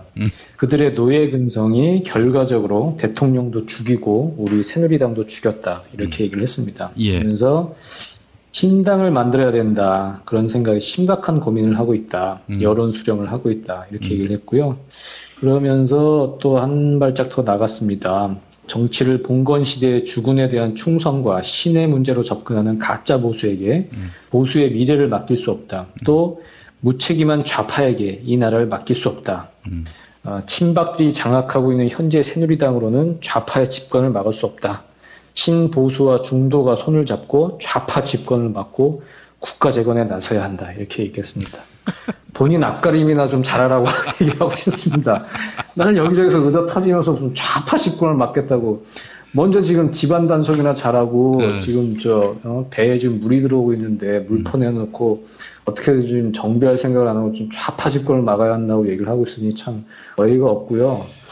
어쨌든 무쫄 우리 무대가 또 이제 신당 창당을 얘기를 했는데 과연 그럴 수 있을지 그것도 참 관전 포인트일 것 같아요. 오늘 그 유승민 의원은 그 탈당에 대해서 명확히 선을 그었습니다. 탈당에 대해서 어떤 얘기를 들은 바도 없고 당내에서 끝까지 투쟁하고 탈당은 가장 마지막 카드라고 생각한다. 지금은 탈당 생각이 없다. 이렇게 선을 그었고요. 일단은 저쪽 사람들, 그 새누리당 사람들은 어쨌든 이게 지금 아직 뭐 기둥뿌리가 흔들리긴 하지만 먹을 게 많이 남아있는 곳 아니겠습니까? 그렇죠. 원내 일당으로서 국고보조금이라든지 이게 엄청나게 뭐 600억 정도의 그런 자산이 있는 것이고, 그렇기 때문에 쉽게 나가기가 쉽지가 않을 텐데, 어쨌든 김무성 의원은 일단 질러본 것 같고요. 예. 지금 뭐 새 대결이 펼쳐지고 있죠. 이른바 혁신과 통합, 9당 모임에서 50명, 뭐 70명까지 가능하다고 하고, 예. 이쪽 비주류 쪽에서도 이제 새 규합을 할 것이고, 누가 더 많은 쪽수를 가지고 상대방을 제압할 것이냐, 그게 이제 관건일 것 같고요. 비주류 쪽에서는 그게 안 된다면 결국은 탈당을 하게 될 텐데, 어쨌든 이 떡고물이 많이 남아있는 이 집을 나가기가 쉽지 않다는 것, 예, 그것은 정말 현실적인 문제일 것 같습니다. 예. 저희 새누리당 정치인들을 위해서 왜 우리 의료인들 중에서 인도주의적 실천 의사협의회인가요? 인의협이라고 있어요. 예. 네. 거기서 인도주의적으로 새누리당 의원들을 다 만나서 유체이탈 증상이 어느 정도인지 이걸 좀 파악해봤으면 좋겠다는 생각이 듭니다. 어떻게 그 당에 들어가면 다 하나같이 정신과 현실이 따로 노는지, 염치와 몸체가 이렇게 분리되는지 도무지 납득할 수가 없습니다. 이게 뭐 정서적인, 정신적인 문제이기도 하지만 인문학적인 문제이기도 한 것 같아요. 오늘 김태흠 의원은 또 그 최순실을 몰랐다면서 어떤 비유를 했냐면 남편이 바람을 피우면 가장 늦게 아는 사람이 부인이다. 그러니까 중간에서 친한 사람은 다 아는데 정작 가까이 있는 부인은 남편 바람핀 걸 가장 마지막에 안다. 자기네들 친박을 부인에 비유한 거고 박근혜 대통령을 남편, 그리고 박근혜 대통령이 최순실이라는 외간 여자와 이제 바람을 피운 걸로 이렇게 표현을 했는데요. 예. 참 비유라는 게 참 저렴하지 않습니까? 그런 거 보면 인문학적 수양도 상당히 부족하구나. 좀 더 글쓰기라든지 말하는 법도 다시 배워야 되고 그런 게 많이 좀 필요한 분들이다. 그런 생각도 들었습니다. 새누리당의 큰 흠, 김태흠. 사고 칠 줄 알았습니다. 예. 많이 해본 솜씨인데 보니까. 이번에 근데 저 8명에는 안 들어갔어요. 김태흠 의원이. 그래요? 오. 예, 좀 섭섭할 것 같아요. 김소흠이군요, 아직. 예, 아직 거기까지 못 큰 것 같습니다.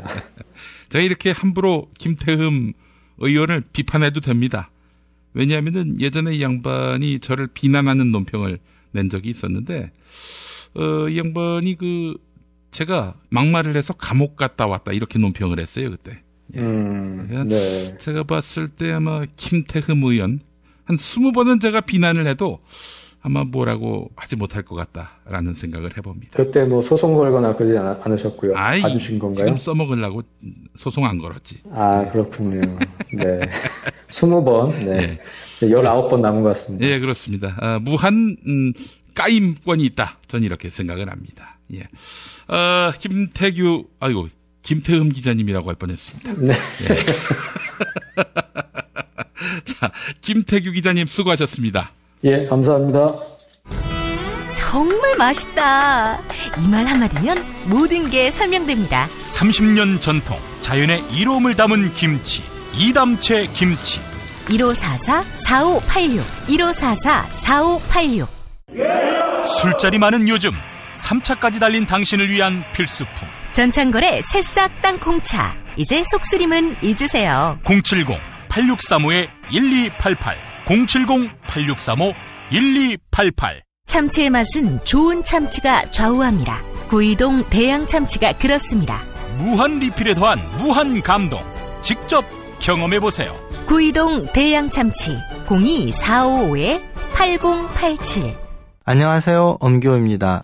무리하다 망가지는 삶, 그 삶을 끝내자는 제안을 담아 제가 새 책 나는 세상을 리셋하고 싶습니다를 썼습니다.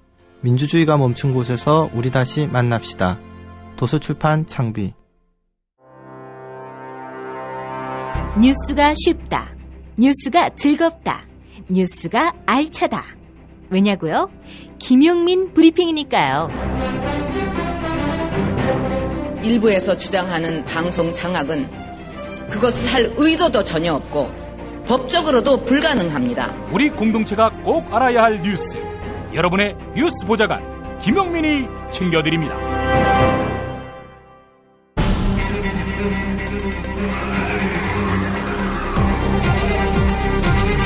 본격 정치 논평. 화요일마다 만나는 고상만 인권운동가 오늘도 초대했습니다. 고 반장님. 예, 안녕하세요. 고상만입니다. 예, 우선 지난주 펀딩 어떻게 잘 돼가고 있습니까? 이제 오늘이 13일째를 맞이하고 있는데요. 예. 방송 덕분에 많은 분들이 도움을 주셔서 어제자로 2,200만 원을 넘어서고 있습니다. 그래서 정말 많은 분들이 도와주시고 함께 해주시는 덕분에 의기소침했다가 살아나고 있습니다. 예. 우리 7천만 원을 넘게 되면은 그 멋진 연극을 우리가 또 감상할 수 있게 될 텐데 여러분들 계속 후원 또 후의 잊지 말아 주시기 바라겠습니다. 다음 스토리 펀딩에서 고상만 치면 됩니까? 네, 고상만이라는 이름을 검색해도 되고요. 연극 이등병의 엄마라고 하는 이름을 검색하셔도 연결이 되는데요. 도와주시는 그 마음 하나하나 잊지 않고 올곧은 자세로 귀하게 써서요. 정말 유족에게는 심리적 치유를 줄 수 있고 또 국민에게는 윤일병 사건과 같은 참담한 사건이 일어나지 않도록 하는 공감대와 계기를 만들고요. 또 정부 정책자 그리고 또 국방부에는 필요한 정책, 그래서 군우문사 진상규명위원회와 같은 조사기구를 다시 만들 수 있는 그런 기회를 만들려고 하는데 뭐 우리가 가장 흔히 하는 얘기가 있죠. 최고의 연대는 입금이라고 많은 분들이 도와주시면 그 힘으로 누구도 억울하게 자식을 잃고 울부짖는 그런 참담한 대한민국 군대 만들어지지 않도록 적극적으로 저희가 힘있게 노력해 나가겠습니다. 예, 알겠습니다. 여러분들 많이 관심 가져주십시오. 이등병의 엄마, 이등병의 엄마입니다. 다음 스토리 펀딩에서 연말 가기 전에 화끈하게 한번 좀 밀어주시면 감사하겠습니다. 자, 고 반장님 오늘 어떤 얘기 해볼까요? 마침내 국민적 염원인 박근혜에 대한 탄핵 소추가 이루어졌는데요. 요 탄핵 소추 과정에서 많은 분들 사이에서 탄핵에 반대하는 국회의원에게 항의하는 표시로 18원 정치 후원금을 보내는 캠페인이 있는데 이게 약간 논란이 있어요. 이게 효과가 있는 거냐 없는 거냐 뭐 해서 여러 논란이 있는데 오늘 18원 정치 후원금의 비밀에 대해서 한번 제가 추적을 해봤습니다. 예. 우리 고 반장님도 국회 보좌관 활동을 하신 적이 있으시죠? 예, 2번 했죠. 어느 분하고 하셨습니까? 17대 때는 국방위에 있었던 임종인이라고 하는 유명한 분이시죠. 참 좋은 분인데 그 후에 정치적으로 진로가 열리지 못해서 안타까운데 정말 저는 이분이야말로 국민에게 표를 받았고 그 충성의 대상을 권력자가 아닌 국민을 위해서 늘 한결같이 고심했다라고 하는 거 그 부분을 꼭 제가 당당하게 증언할 수 있는 분이고요. 그리고 또 한 분은 바로 19대 국회에서 필리버스터 1호 그걸로 유명한 우리 김광진 의원하고 같이 일을 했습니다. 역시 국방위에서. 두 군데 다 국방이었습니다. 하여간 이런 국회 경험이 있으시니까 이 18원의 맥락, 의미, 가치 그리고 한계 다 아실 텐데. 국회에는 9명의 직원이 근무를 하고 있어요. 정치자금을 담당하는 비서가 요 일을 담당하고 있는데 나머지 보좌진들은 몰라요. 이게 어떻게 되는지. 그래서 저도 사실은 이번에 공부도 하고 또 요 정치자금 담당하고 있는 비서분들한테 제가 인터뷰도 좀 하고 선거관리위원회 문의도 하고 해서 정확하게 한번 사실을 확인해 봤는데 이번에 이제 이익을 탐하는 재벌과 또 그러한 재벌에게 당근과 채찍을 동원해서 수백억 원의 돈을 갈취한 것으로 수사 결과 드러나고 있는 2012년 대통령 선거 부정선거 당선범이라고 그러죠, 요즘. 예. 전 사실 이번에 이제 탄핵 사유에서 지난 2012년 대선 당시 댓글 공작에 의한 부정선거 이것에 대해서 어느 정도 얼만큼을 당시 박근혜 후보가 알고 있었는지 이 부분에 대해서 빠져 있는데 차후에 본격적인 수사가 진행이 되고 탄핵이 헌재에서 받아들여져서 당연히 감옥을 가게 될 걸로 예상되고 있는데 그렇게 된다면 저는 2012년 대통령 선거 과정에서의 부정선거 이 부분 반드시 저는 수사가 이루어져야 된다. 저는 이런 입장을 갖고 있는데 여하간 그렇게 탄핵이 소추된 박근혜에 대해서요. 이렇게 이 상황을 끌어올 수 있었던 것은 말 그대로 정말 국민의 승리다. 11월 12일 날 처음 100만 군중을 기록한 촛불 집회는 마침내 지난 12월 3일 개최된 6차 촛불 집회에서 무려 이제 232만 명 이 군중을 기록했죠. 사실 이거는 전 세계 어디에서도 찾아볼 수 없는 대단한 기록인데 이 과정에서 국민들이 박근혜 탄핵 소추에 대한 염원과 더불어서 또 분노한 사람이 하나 있었죠. 그리고 사실 이 사람이 이렇게 촛불 집회를 더욱 큰 횃불로 만들어준 역할인데 바로 친박을 자임하는 대표적인 인물. 춘천의 스타. 춘천의 애물단지. 춘천 출신 국회의원 김진태. 촛불은 촛불일 뿐 바람이 불면 꺼진다는 망언으로 오히려 더 큰 횃불을 들도록 만들어준 존재. 그래서 일각에서는 이 김진태의 망언 덕분에 더 많은 국민들이 분노하고 약이 올라서 더 뜨거운 열기로 이 박근혜 탄핵 운동에 화답할 수 있도록 했기 때문에 새누리당과 박근혜의 진정한 엑스맨이 김진태 의원이라는 설도 유력하게 떠들고 있죠. 자, 이런 과정에서 김진태 같은 국회의원에게 국민들이 화를 내면서 평화적인 항의 시위로 나서고 있는 일, 바로 오늘 이 본격 정치 논평의 주제인 정치 후원금 18원 보내기. 욕설을 연상케 하는 18원을 보내고 그리고 나서 정치자금 영수증을 받으면 이를 보내는 우편 요금으로 인해서 더 큰 피해를 입힐 수 있다. 그래서 이 SNS 상에서 18원 보내기 캠페인이 광범위하게 벌어지고 있는데요.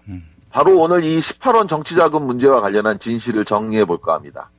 자, 먼저 이 18원 후원금이 정치인들에게 보내는 효과 있는 항의 수단이냐 아니냐, 이걸 가지고 이제 두 가지 주장이 첨예하게 엇갈리고 있는데, 자, 예를 들어서 정청래 전 의원이 자신의 트위터에 쓴 내용을 보면 이렇습니다. 세액공제 때문에 영수증 발급해 달라고 해라. 특급 등기 우표는 1930원까지 비용이 발생하고 이렇게 되면 후원금이 아니라 돈 먹는 하마가 될 거다. 그래서 정치적 망언을 일삼는 정치인에게 국민이 혼내줄 수 있는 유용한 항의 수단이라고 하면서 이 18원 보내기 캠페인을 홍보하기도 했는데, 이것에 대해서 반대 의견이 또 있어요. 대표적인 사례가 김광진 전 의원 트위터 글인데, 김광진 전 의원은 정청래 전 의원과 달리 정치인에게 항의 표시로 10원, 18원 후원금 보내기 하시는 분들이 있는데요. 의원을 해본 입장에서 그거 아무런 타격 없습니다. 우편료가 더 들지 않냐 하시겠지만 요즘은 이메일로도 보낼 수 있고 우편료는 운영비가 따로 나오기 때문에 실무자만 좀 번거로울 뿐 의원은 신경도 안 씁니다. 그냥 후원금의 총 잔고가 늘어나는 모습만 보고 기뻐하죠. 라고 하면서 이제 부정적인. 이것도 18원씩 10,000명이 보내면 18만 원이에요. 2만 명이 보내면 36만 원. 총 잔고 늘어나는데, 자, 과연 이렇게 두 사람의 주장 중 누구의 말이 사실일지, 이게 저도 사실 그냥 헷갈리더라고요. 두 사람 말이 다 맞는 것 같기도 하고 아닌 것 같기도 하고. 그래서 제가 이 문제에 대해서 국회에서 이 정치자금 부분을 담당하고 있는 비서하고 그리고 또 선관위를 상대로 확인 작업을 한번 들어가 봤는데요. 취재를 하셨군요. 취재했습니다. 자, 먼저 관련 법령에 의하면 이런데요. 정치자금법 제17조 4항에 따르면 10,000원 이하의 후원금 기부에 대한 정치자금 영수증은 해당 연도 말일에 일괄 발행, 교부할 수 있게 돼 있습니다. 예.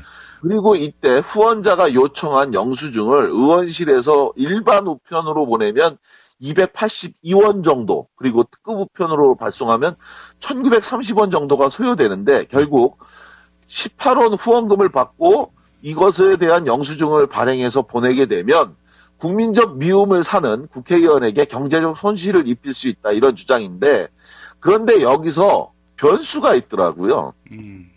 앞서 소개해드린 정치자금법 17조 4항 외에 바로 밑에 예외 조항이 있다는 겁니다. 17조 5항 3호에 담긴 예외 조항인데, 여기에 의하면 10,000원 이하의 후원금 기부에 대해서는 다음과 같은 예외 조항을 두고 영수증 발행을 하지 않을 수 있다고 규정한 건데, 그 중에 3가지가, 첫 번째, 후원인이 정치자금 영수증 수령을 원하지 아니하는 경우. 두 번째는 익명 기부입니다. 신용카드 예금계좌, 전화 또는 인터넷 전화결제 시스템 등에 의한 기부로 후원인의 주소 등 연락처를 알 수 없는 경우. 그리고 세 번째가, 이게 중요해요. 후원인이 연간 10,000원 이하의 후원금을 기부한 경우. 즉, 이 3가지를 정리해보면 연간 후원금이 10,000원 미만일 경우에는 영수증 발행을 하지 않아도 된다는 규정이 있습니다. 즉 18원만 보내면 영수증을 발행하지 않아도 된다라고 하는 건데, 이럴 경우에는 해당 의원실의 담당 업무자가 A4 용지에다가요 18원 영수증을 낸 그 정치자금 관련 내역을 인쇄한 후에 후원회가 그냥 보관만 하고 있으면 이것에 대해서 아무 문제가 없다. 실제로 이에 대해서 선거관리위원회에다가 문의를 해보니까 선거관리위원회의 답변도 크게 다르지 않았는데, 최근 새누리당 의원 중에서 18원 정치자금, 이게 이제 굉장히 많이 세도하니까 선관위에다가 이것에 대한 문의를 많이 했나 봐요. 그렇겠죠. 이거 어떻게 해야 되냐. 선관위에 문의해본 결과 10,000원 이하 정치자금에 대해서는 영수증 발행을 하지 않아도 된다는 답변이었습니다. 그리고 실제로 이건 이번에 처음 만들어진 게 아니라 2008년도 중앙선관위가 10,000원 이하의 소액 후원금에 대해서는 영수증 발급을 하지 않아도 된다는 입장을 밝힌 겁니다. 그런데 이에 대해서 반전이 또 있어요. 국회에서 실제 이 업무를 담당하고 있는 일선의 정치자금 담당 비서들은 조금 다른 힌트를 주고 있는데, 즉 18원을 입금한 후에 가만히 있으면 당연히 발급을 안 하고 18원을 입금하고 그리고 나서 해당 의원실에 전화해서 내가 세액공제를 받아야 하니까 반드시 영수증 발급을 해달라고, 이게 필요하다라고 강력히 요구를 하면 영수증을 발급하지 않을 수 없다. 자, 그렇기 때문에 영수증을 발급받으려면 반드시 전화를 해서 발급이 필요하다, 보내달라고 요구하시면 그러면 실제로 피해가 가는데, 이 과정에서 또 한 가지 우리가 확인해야 될 내용이 있는데, 일설에 의하면 또 이런 주장이 있었어요.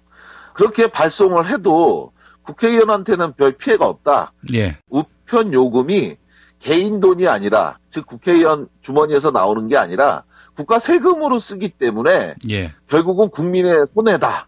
그러니까 그것도 의미가 없다. 이런 주장을 하는 말이 있는데 이에 대해서도 제가 한번 확인을 해봤습니다. 실제로 이 영수증을 발행하는 비용 무얼로 처리가 되는지 한번 확인을 해봤는데 맞기도 하고 또 틀리기도 했습니다. 그 주장이. 왜냐하면 발송 비용이 뭐냐면요.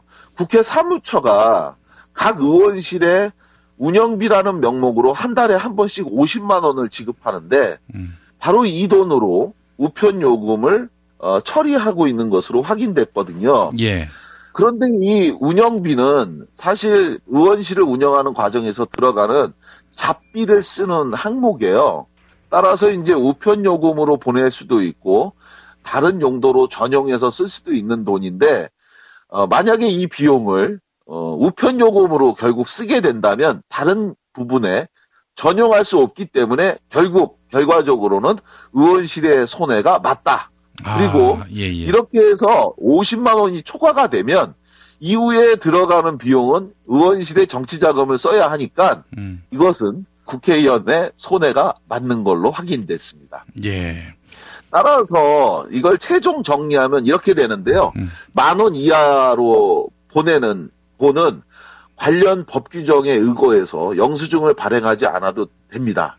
하지만 18원을 받는 의원실은 심정적으로 굉장히 기분이 나쁘다. 그리고 또 10,000원 이하라 하더라도 그래서 발행 의무는 없지만 요구를 하면 이를 거부하기 곤란하니까 18원을 보낸 의미를 살리고자 한다면 반드시 해당 의원실로 전화해서 세액 공제에 필요하니까 영수증 발행을 요구하면 받을 수 있다. 예. 만약 그렇게 하지 않으면 김광진 전 의원의 주장처럼 총잔고만 늘어나는 효과를 주기 때문에 오히려 피해를 주는 게 아니라 도움을 줄 수 있다라는 점. 그리고 실제로 국회의원은 이 통장을 일일이 확인하는 일이 없기 때문에 김광진 전 의원의 주장처럼 총잔고 통장에 돈이 늘어났구나 이것만 느끼게 되니까 이 부분을 잘 참고하셔야 될 거고요.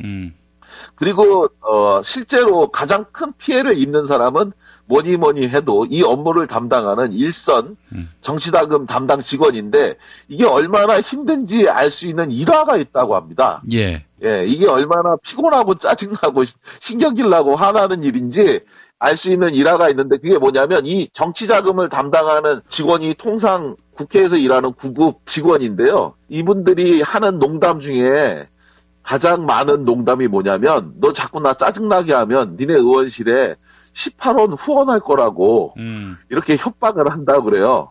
그만큼 이게 이제 굉장히 정리하는데도 짜증나고 일일이 다 입력을 해야 되기 때문에 굉장히 힘든 일이다 이런 얘기인데 여하간 정치인들이 국민 화나게 하지 않는 정치 그리고 또 국민에게 표를 받았으면 국민에게 충성하고 그걸 통해서 신뢰받는 정치 이걸 하라고 하는 의미에서 국민들이 보내는 18원 후원인 것 같은데 이것에 대해서 단순히 나를 반대하는 사람들이 한 행위라고 해서 생각할 것이 아니라 진정으로 반성하는 계기로 삼아야 한다. 이것이 오늘 이 18원 정치 후원금에 담긴 비밀을 알려드린 이유였습니다. 고맙습니다. 감사합니다. 고상만 반장님. 오늘 아주 너무 발로 뛴 또 열심히 또 전화를 돌린 그런 흔적이 많이 남아있는 논평이었습니다. 하여간 애프터 서비스가 필요하다는 말씀이죠? 예, 그렇죠. 열심히 돈을 보내는 거에서 그치면 안 되고 요구해야 된다. 적극적으로. 특히 춘천 쪽에 이런 온정이 많이 답지했으면 좋겠네요. 자, 고상만 반장님 다음 주에 뵙겠습니다. 고맙습니다. 운전자를 위한 꿀팁 7,000원 운전자 보험 카페. 알고 계세요? 교통사고가 나면 형사합의금, 벌금, 변호사 비용 이거 자동차 보험에서는 보장 못해요. 운전자 상해까지도 책임져드리는 7,000원 운전자 보험 카페. 버스, 택시, 트럭 등 영업용 차량 운전자를 위한 12,500원 운전자 보험 카페도 있습니다. 실손, 부모님 건강, 자녀 보험도 안내해드립니다. 02849-9730 연중 무휴라 언제든 02849-9730. 지금처럼 사는 게 싫습니까? 전복을 원하십니까? 그렇다면 와우 전복을 드십시오. 와우! 전복을 먹으면 입맛 잃고 무기력했던 삶이 전복되고 시름시름하던 몸 상태가 전복됩니다. 답답하십니까? 전복하세요. 100% 완도에서 잡은 전복 중에 전복. 와우 전복. 한 번 맛보면 또 찾게 되는 와우 전복. 네이버에서 와우 전복. 전화번호는 010-2443-0818. 김용민 브리핑 애청자 여러분 안녕하세요. 정통 포르투갈 에그타르트 전문점 타르트팜 킨텍스점입니다. 요즘같이 입맛 떨어지는 비상식의 시절, 그럼에도 불구하고 우린 살아가야 하지 않겠습니까? 자, 드셔본 분들은 감탄사를 연발하는 기가 막히게 맛있는 에그타르트로 기분 전환해보세요. 일산 전 지역 배달 가능, 100개 이상 단체 주문은 수도권까지 배송 가능합니다. 검색창에 타르트팜 킨텍스점 031-923-2995. 6살 하늘이 밥을 잘 안 먹어요. 그런데 이때 택배입니다. 연지연 곰탕이 배달됐어요. 직접 도끼로 팬 장작불 위에 한우 사골과 도가니를 가마솥에 한가득 넣고 24시간 끓인 진구. 연지연 곰탕이 하늘이 입에 들어가는 순간 맛있다. 엄마 한 그릇 더 주세요. 조미료 같은 첨가물이 전혀 들어가지 않아 엄마의 기쁨은 더하답니다. 7팩 이상 무료 배송합니다. 주문 전화는 010-7252-1114 010-7252-1114. 오늘을 읽는 책, 문학평론가인 국민대학교 국문학과 정선태 교수와 함께합니다. 정선태 교수님과 만나겠습니다. 교수님. 네, 안녕하세요. 예. 자, 오늘 어떤 책 만나볼까요? 네, 오늘은 제 고민부터 먼저 얘기를 시작하겠습니다. 예. 며칠 전에 아는 사람으로부터 들은 얘기인데, 예. 노후 경유 차량은 내년부터 수도권에 다닐 수가 없다 그래요? 혹시 그런 얘기 들으셨나요? 저도 얼핏 들은 것 같습니다. 그죠? 예. 벌금을 매긴다나 뭐 어쩐다 그래요. 그래서 제 자동차가 2003년식이에요. 예. 2003년식인데다가 이 경유차여서 쌩쌩한데 아직 어떡하나 고민하다가 자동차를 하나 바꾸긴 바꿀 때가 됐더라고 주위에서 얘기를 해서 이런저런 고민에 휩싸여 있습니다. 그래서 이런저런 고민하다가 오늘 고른 책이 윤리적 소비라는 책입니다. 예. 네. 아니 언제는 뭐 20년 타자 30년 타자 이러더니 뭐 20년도 안 된 차를 갖고. 그러게 말입니다. 이 자본가들의 말을 어디까지 기대할지 모르겠는데 씁쓸해요. 아직 멀쩡한데 그러면 안 타는 게 제일 낫겠죠. 그럴 수는 없는 노릇이고. 그래서 오늘 그 박지희, 김유진 두 분이 쓴 윤리적 소비라는 책을 여러분과 함께 얘기해 볼까 합니다. 잘 아시겠지만 우리가 사용하는 모든 물건에는 뭐 자연도 그렇지만 한편의 이야기들이 다 새겨져 있죠. 예를 들면은 밥 한 공기에 얼마나 많은 사연들이 그 안에 깃들여 있겠습니까? 우주의 이야기부터 농부의 손길까지, 그리고 우리가 쓰는 연필 한 자루에도 얼마나 많은 이야기가 있습니까? 그리고 또 우리가 지금 전화하고 있는 전화기에는 그야말로 전 세계적인 사연들, 아픈 사연들, 또는 모험의 이야기들이 깃들여 있겠죠. 근데 이런 물건들을 쓰면서도 우리는 별 생각을 하지 못하는 것 같아요. 그냥 돈만 지불하면은, 화폐만 지불하면 교환할 수 있는 것, 이 정도죠. 예컨대 여기 이 책에서 예를 들은 거 보면은 멕시코산 커피 한 잔에 어떤 얘기가 깃들여 있는지. 멕시코에서 커피를 재배하는 커피 농부들은 1kg을 팔아서 60센트를 번다 그럽니다. 근데 그게 이런 커피 가게로 오면은 이 가격이 아주 훌쩍 뛰죠, 몇 배씩. 그러니까 여긴 착취가 고스란히 그 커피 한 잔에 그대로 들어있는 건데 그 착취의 결과들 우리가 마시고 있는 거라 얘기할 수 있겠죠. 또 뭐 칠레산 포도는 또 어떻습니까? 칠레에서 한국까지 오는데 대략 50일 정도가 걸린다 그러는데 신선도를 유지하기 위해서 포도 송이에 뿌리는 온갖 독성 화학 물질들, 그리고 그걸 실어오기 위해서 소비되는 에너지든 말할 것도 없겠죠. 또 오래전에 문제가 됐었던 나이키 축구공 문제들, 아동 노동을 착취해서 싼 값으로 공급되는 축구공의 사연들도 우리는 익히 아는 바와 같습니다. 그런데 우리가 지난번에 말씀드렸던 데이비 소로우나 스콘 디어링 이런 사람들이 아니라면은 소비를 완전히 거부할 수는 없잖아요. 어떻게든 물건을 사고 또 쓰면서 살아야 되는데 어떤 물건을 어떻게 소비할 것인가라는 문제에 고민하는 게 이 책입니다. 사실 윤리적 소비라는 말은 뭐 공정거래나 책임여행, 슬로시티 이런 것들과 관련지어서 상당히 좋은 책들이 많이 나와 있는 걸로 알고 있습니다. 근데 우리가 합리적 소비라는 말에는 익숙하지만 윤리적 소비라는 말은 그다지 이 내면화되어 있지 않은 것 같아요. 그냥 같은 값이면 그 싼 값에 좋은 물건들을 사서 소비하는 게 맞지 않느냐. 즉 합리적 소비에 치중하고 있지 윤리적 소비에는 그다지 많은 관심을 기울이는 것 같지는 않습니다. 근데 제 주위에 제가 사는 마을에서는 각별하게 이런 윤리적 소비에 관심을 기울이는 사람들이 많아요. 그래서 어떻게든 가능하면 저도 윤리적 소비를 실천하려고 노력은 하는데 그게 또 쉽지가 않습니다. 잘 아시겠지만.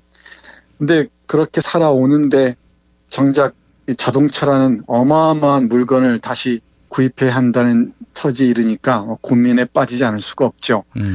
가능하면은 배기가스를 덜 배출하는 차, 그리고 가능하면 윤리적 경영을 하는 회사의 차, 뭐 이런 고민을 하다 보니까 선택의 여지가 거의 없어요. 그래서 이 고민들이 깊어가기만 하는데 어디가 도움받아야 할지 잘 모르겠습니다.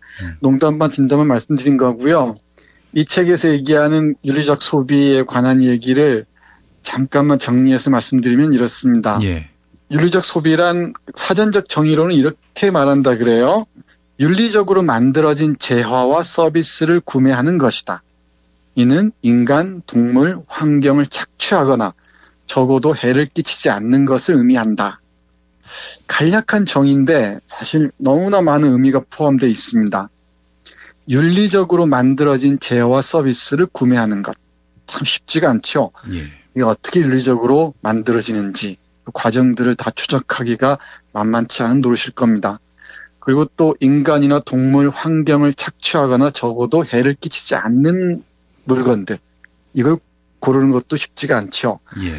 꽤 오래전 얘기인데 그리고 언젠가 제가 다시 한번 말씀드릴 기회가 있을 줄 아는데 제레미 리프킨이라는 사람이 쓴 육식의 종말이라는 책이 있습니다. 예. 이 원제가 비욘드 비프라는 책인데 사실 이 책을 읽다 보면은 육식을 할 수가 없습니다. 리킨 PD한테는 대단히 미안한 말입니다만. 저도 읽어봤습니다. 아, 그렇습니까? 열심히 네. 육식하고 있습니다. 그 실천이 참 쉽지가 않죠. 예. 우리가 먹는 소고기들의 새겨진 사연들, 아프고 고통스러운 사연들을 보다 보면 참 어렵습니다. 그렇다고 동물성 단백질을 섭취하지 않을 수도 없고요. 그래서 어떻게 이런 공정거래, 푸드 마일리지에 충실한, 그리고 슬로우 푸드란 말도 있잖아요. 이런 것들을 어떻게 소비할 수 있을까 고민하다 보면은 만만치가 않습니다. 이와 관련해서 뭐 이런 말을 많이 하죠. 쇼핑은 투표보다 중요하다는 얘기도 많이 합니다. 그러니까 어떤 상품을 소비하느냐가 그 사회를 얼마나 건강하게 만드느냐와 밀접한 관계에 있다는 거죠. 예. 이를테면은 특정한 기업을 거론해서 미안합니다만은 뭐 H사 자동차를 사면 안 된다라고 저희 처남은 아주 강력하게 주장을 해요. 그 자동차 사면은 정말 그 사람도 아니라고 일단 그래 저한테 매형 그러면 안 된다고 이렇게 얘기를 합니다. 또 저번 때는 이 JTBC를 보고 있으니까 종편을 왜 보느냐고 막 뭐라고 합니다. 아, JTBC 봐도? 네, 그래서 뉴스는 괜찮지 않냐 그랬더니 그것도 심각하게 고민해야 된다고 뭐 이런 얘기를 해요. 예. 이런 그 윤리적 소비를 충실하게 실천하는 사람들이 꽤 많이 있습니다. 우리가 눈에 잘 안 들어와서 그렇지요. 그래서 이 윤리적 소비를 해가는 과정에서 여러 가지 얘기를 많이 하는데 제 고민과 관련지어서 한 구절 읽어보면 이렇습니다. 예. 아까 제가 쇼핑은 투표보다 중요하다고 말씀드렸었는데요. 그것과 관련지어서 읽어보겠습니다. 윤리적 소비는 가용소득 안에서 다른 접근법을 취하는 것을 의미한다. 돈을 지위나 명품 구매, 삶의 질 향상에 쓰는 도구로 여길 뿐 아니라 쇼핑을 할 때마다 투표를 하는 것처럼 여겨야 한다는 말이다. 연비가 나쁜 사륜구동 승용차를 사는 것은 기후변화에 대한 투표행위다.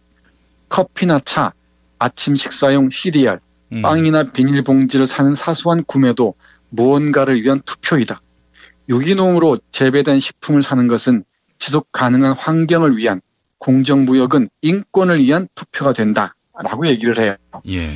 그러니까 우리가 인권 얘기를 많이 하지만 공정무역만으로도, 공정거래를 실천하는 그런 물건들을 소비하는 것만으로도 인권을 실천하는 것이라고 얘기하는 거죠. 예. 얘기는 뭐 어렵지 않게 이해할 수 있을 것 같습니다.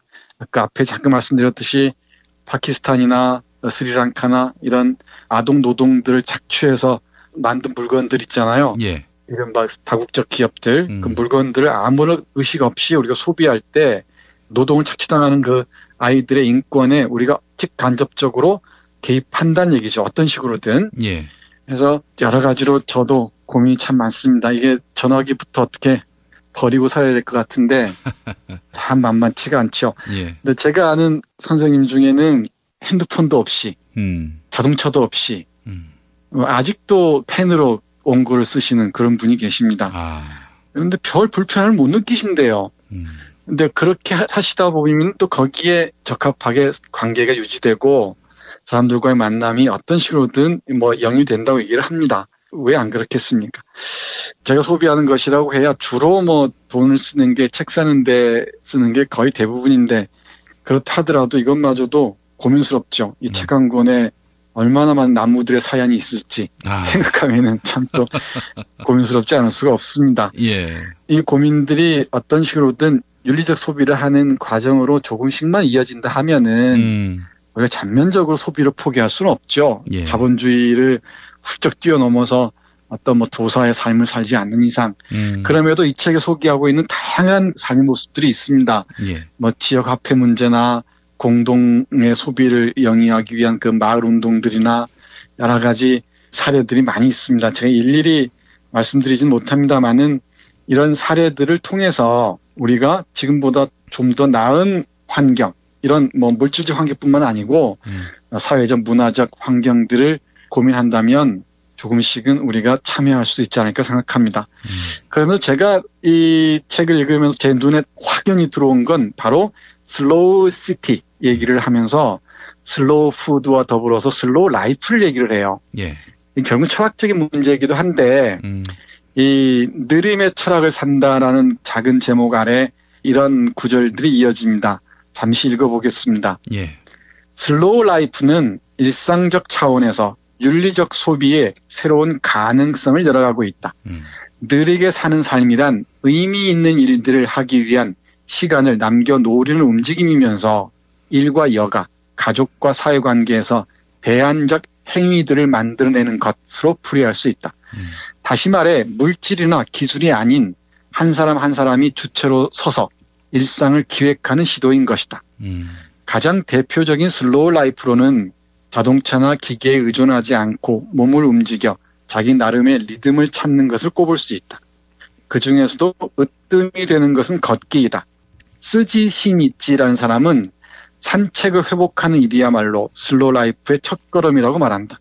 산책을 하면서 사람들을 만나는 일, 때로는 길을 헤매거나 새길을 따라가는 와중에 합리성으로 이름 붙여진 것들을 되묻고 자유와 해방을 경험할 수 있게 되는 것이다. 등등 이렇게 쭉 이어집니다. 예. 우리 김 PD가 좀 찔리겠어요. 그 몸의 리듬들, 그 육체 리듬들을 잃어간다는 거죠. 이게 속도에 우리가 우리의 몸을 싣는 순간 몸의 리듬들을 잃어가면서 수많은 약품에 또 의존할 수밖에 없고요. 우리의 그 삶들이 이 슬로우 시티, 슬로우 라이프의 문제는 바로 철학적인 문제, 속도에 예속되지 않는 인간의 신체적 감각과 리듬을 회복하는 어떤 질 높은 수준의 삶을 기획하는 하나의 실험이라고 또 실천이라고 얘기할 수 있을 것 같습니다. 저도 여러 가지로 이런저런 노력을 많이 합니다만은 어찌 보면 보잘것없어요. 이런 실천 하나하나가. 종이컵 안 쓰고 스티로폴 가능하면 안 쓰고 일회용 접시 안 쓰고 이런 게 어찌 보면 옹졸해 보이지만은 그 하나하나가 어떤 인권을 위해서, 보다 좋은 삶을 위해서, 좋은 질의 환경을 위해서, 결국은 우리의 삶을 위해서라고 생각하다 보면은 하나하나의 촛불이 모이면 거대한 강물이 이루듯이, 그리고 강물에 많은 변화들이 또 가능하게 우리에게 열리듯이 하나하나의 작은 실천들이 또 하나의 의미 있는 행위들로 이어지고, 그게 또 우리 사회를 변화하는 하나의 계기, 중요한 모멘텀이 되지 않을까 그런 생각을 합니다. 예. 윤리적 소비. 다시 한번 또 곱씹어 보게 됩니다. 예. 네, 이 윤리적 소비는 단순한 소비 행위에서 끝난 게 아니고 사실은 정치적 행위이기도 하고요. 제가 투표는 말씀드렸습니다만은 사실 다국적 기업이나 이른바 그 곡물 기업들, 곡물 메이저들의 행태들 보면은 정말 반윤리적이고요. 정말 반지구적이고 반환경적이고 정말 반인간적이죠. 온갖 탐욕으로 똘똘 뭉친 그 기업들의 행태들 보다 보면 견딜 수 없을 때가 많습니다. 예.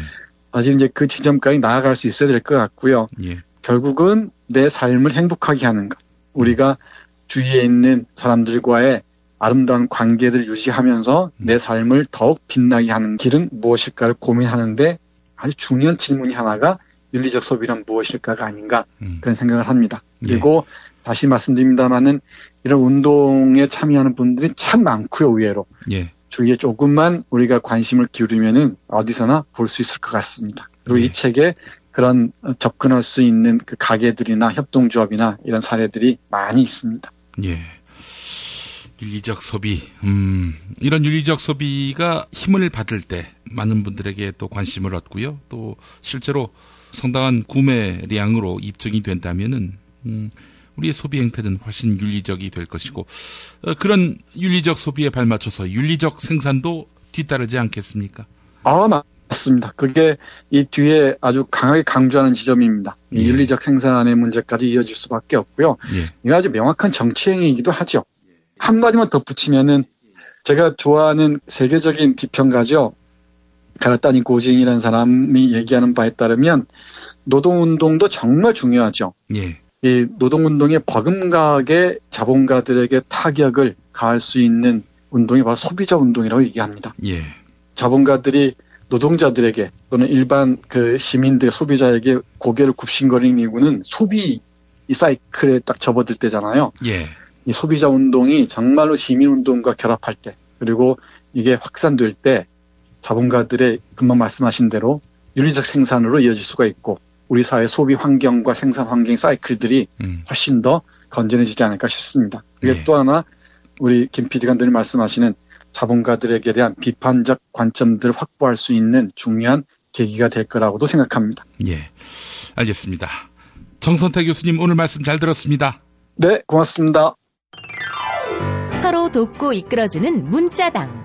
문자당이 문자당 샵을 열었어요. 중소상공인과 농업 생산자들을 위한 큰 장터. 아니 몇 개라고 그랬어? 2개, 3개. 남았으니까 그냥 서비스 하나. 하나는 공짜. 농민회와 여성연대 같은 사회단체들이 추천하고 문자당이 엄정하게 검증한 상품과 서비스를 온라인으로 판매해서 수익금의 일부는 각 단체에 기부하는 장. 협동, 자조, 상생회, 진보 열린 장터, 문자샵.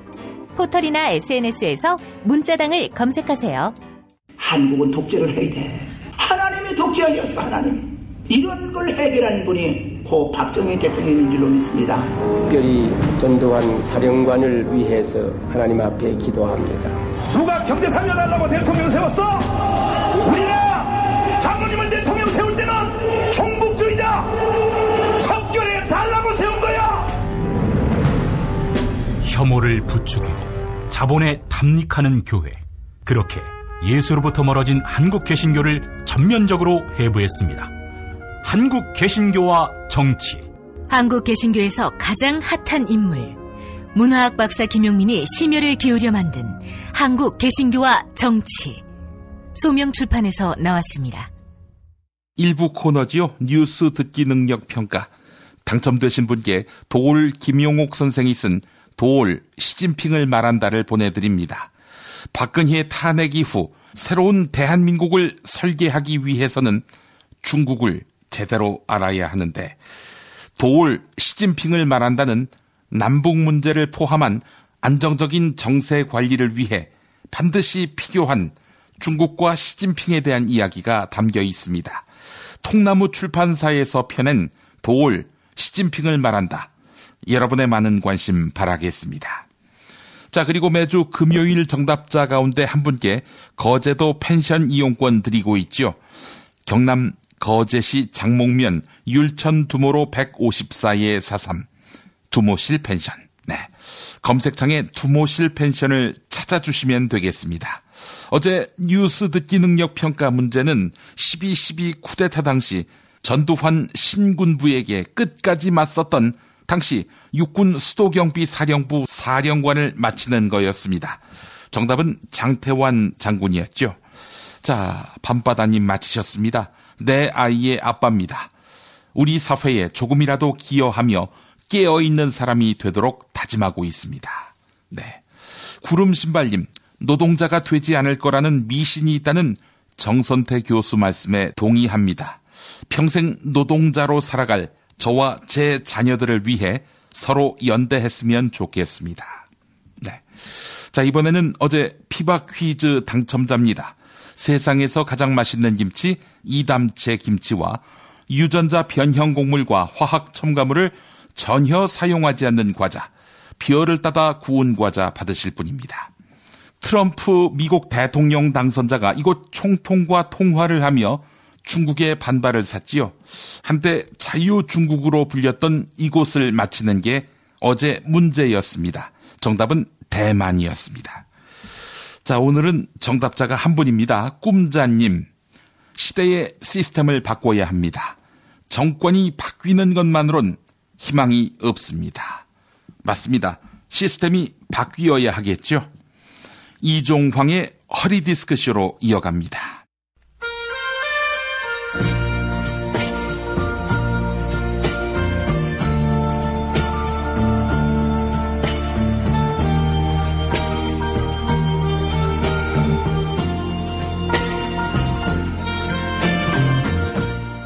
여러분 안녕하십니까? 여러분의 DJ 이종황입니다. 이종황의 허리디스크쇼, 여러분의 신청곡과 사연으로 함께하는 시간입니다. 오늘은 5천만 국민에게 추적을 당한 희대의 도망자 우향우님이 사연 보내오셨습니다. 우향우 현상금이 200만 원으로 시작해서 2,100만 원까지 불어났군요. 사연 읽어보겠습니다. 이 선생님 안녕하십니까? 저는 전직 청와대 민정수석 우향우입니다. 저는 요즘 정체불명의 괴한들에게 쫓기는 신세로 전락했습니다. 귀찮아서 국회 정문에 안 나갔더니 전직 국회의원 깔때기 봉주라는 작자가 곧바로 저에게 현상금을 걸었습니다.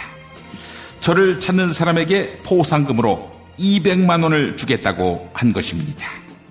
이에 주식 빼고는 다 잘한다는 주식 갤러리 이용자들, 즉 주갤러 놈들이 저를 죽일러 오겠다고 혈안이 됐습니다. 돈 200만 원에 사람을 뒤쫓다니 이 돈의 환장은 백수 거지 폭도가 분명합니다. 저를 뒤쫓는 것이 마치 국민 스포츠가 되면서 더럽고 치사해서 저는 다음 주 월요일에 청문회에 나간다고 발표했습니다. 어차피 청문회 나가면 모두 기억상실증에 걸리는데 청문회가 왜 필요한지 모르겠습니다. 이 선생님, 제가 나간다고 약속한 19일이 지나도 숨어 있을 수만 있다면 청문회에 안 나가고 싶습니다. 국민의 눈을 피해서 계속 숨어 있을 수 있는 방법 어디 없을까요? 네, 이런 안타까운 사연 보내오셨습니다.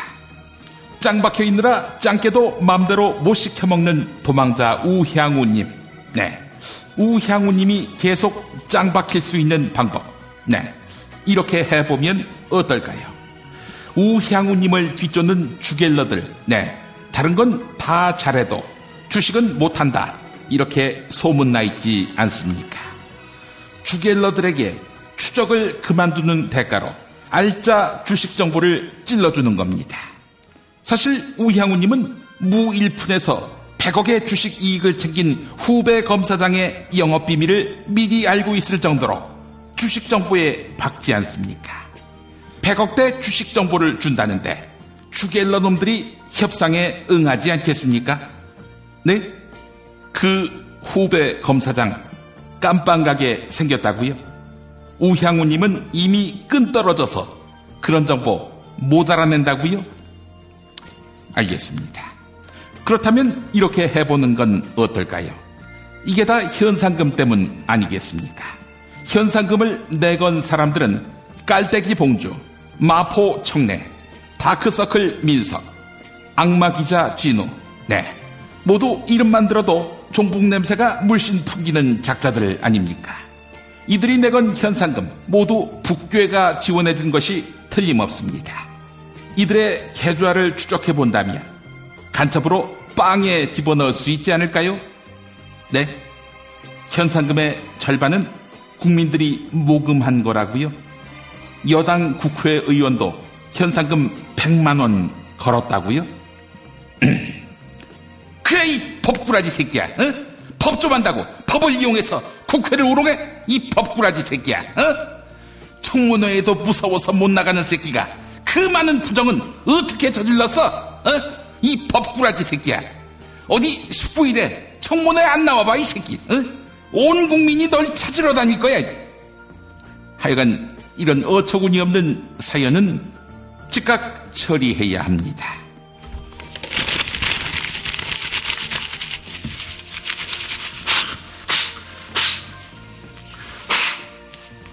여러분의 신청곡과 사연으로 함께할 이종황의 허리디스크쇼. 네, 온 국민의 사랑을 독차지하며 포획 직전까지 몰렸던 우향우님에게 이 노래 띄워드립니다. 오은주의 사랑의 포로.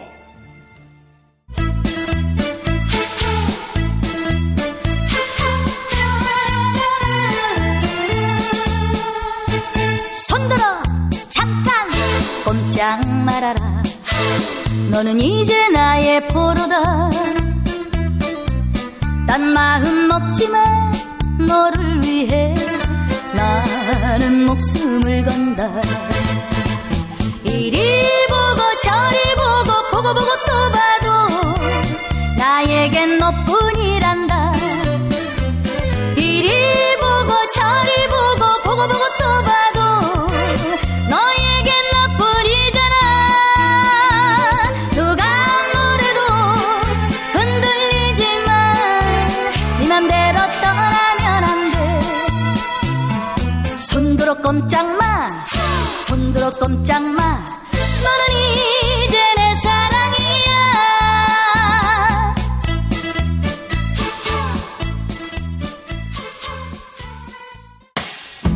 김용민 브리핑과 함께한 시간 어떠셨어요? 다음 시간에도 보다 바르고 알차며 즐거운 정보로 여러분을 찾아가겠습니다. 팟캐스트 포털 팟빵에서 다운로드하기, 구독하기, 별점 주기, 댓글 달기로 응원해주세요. 잊지 마세요.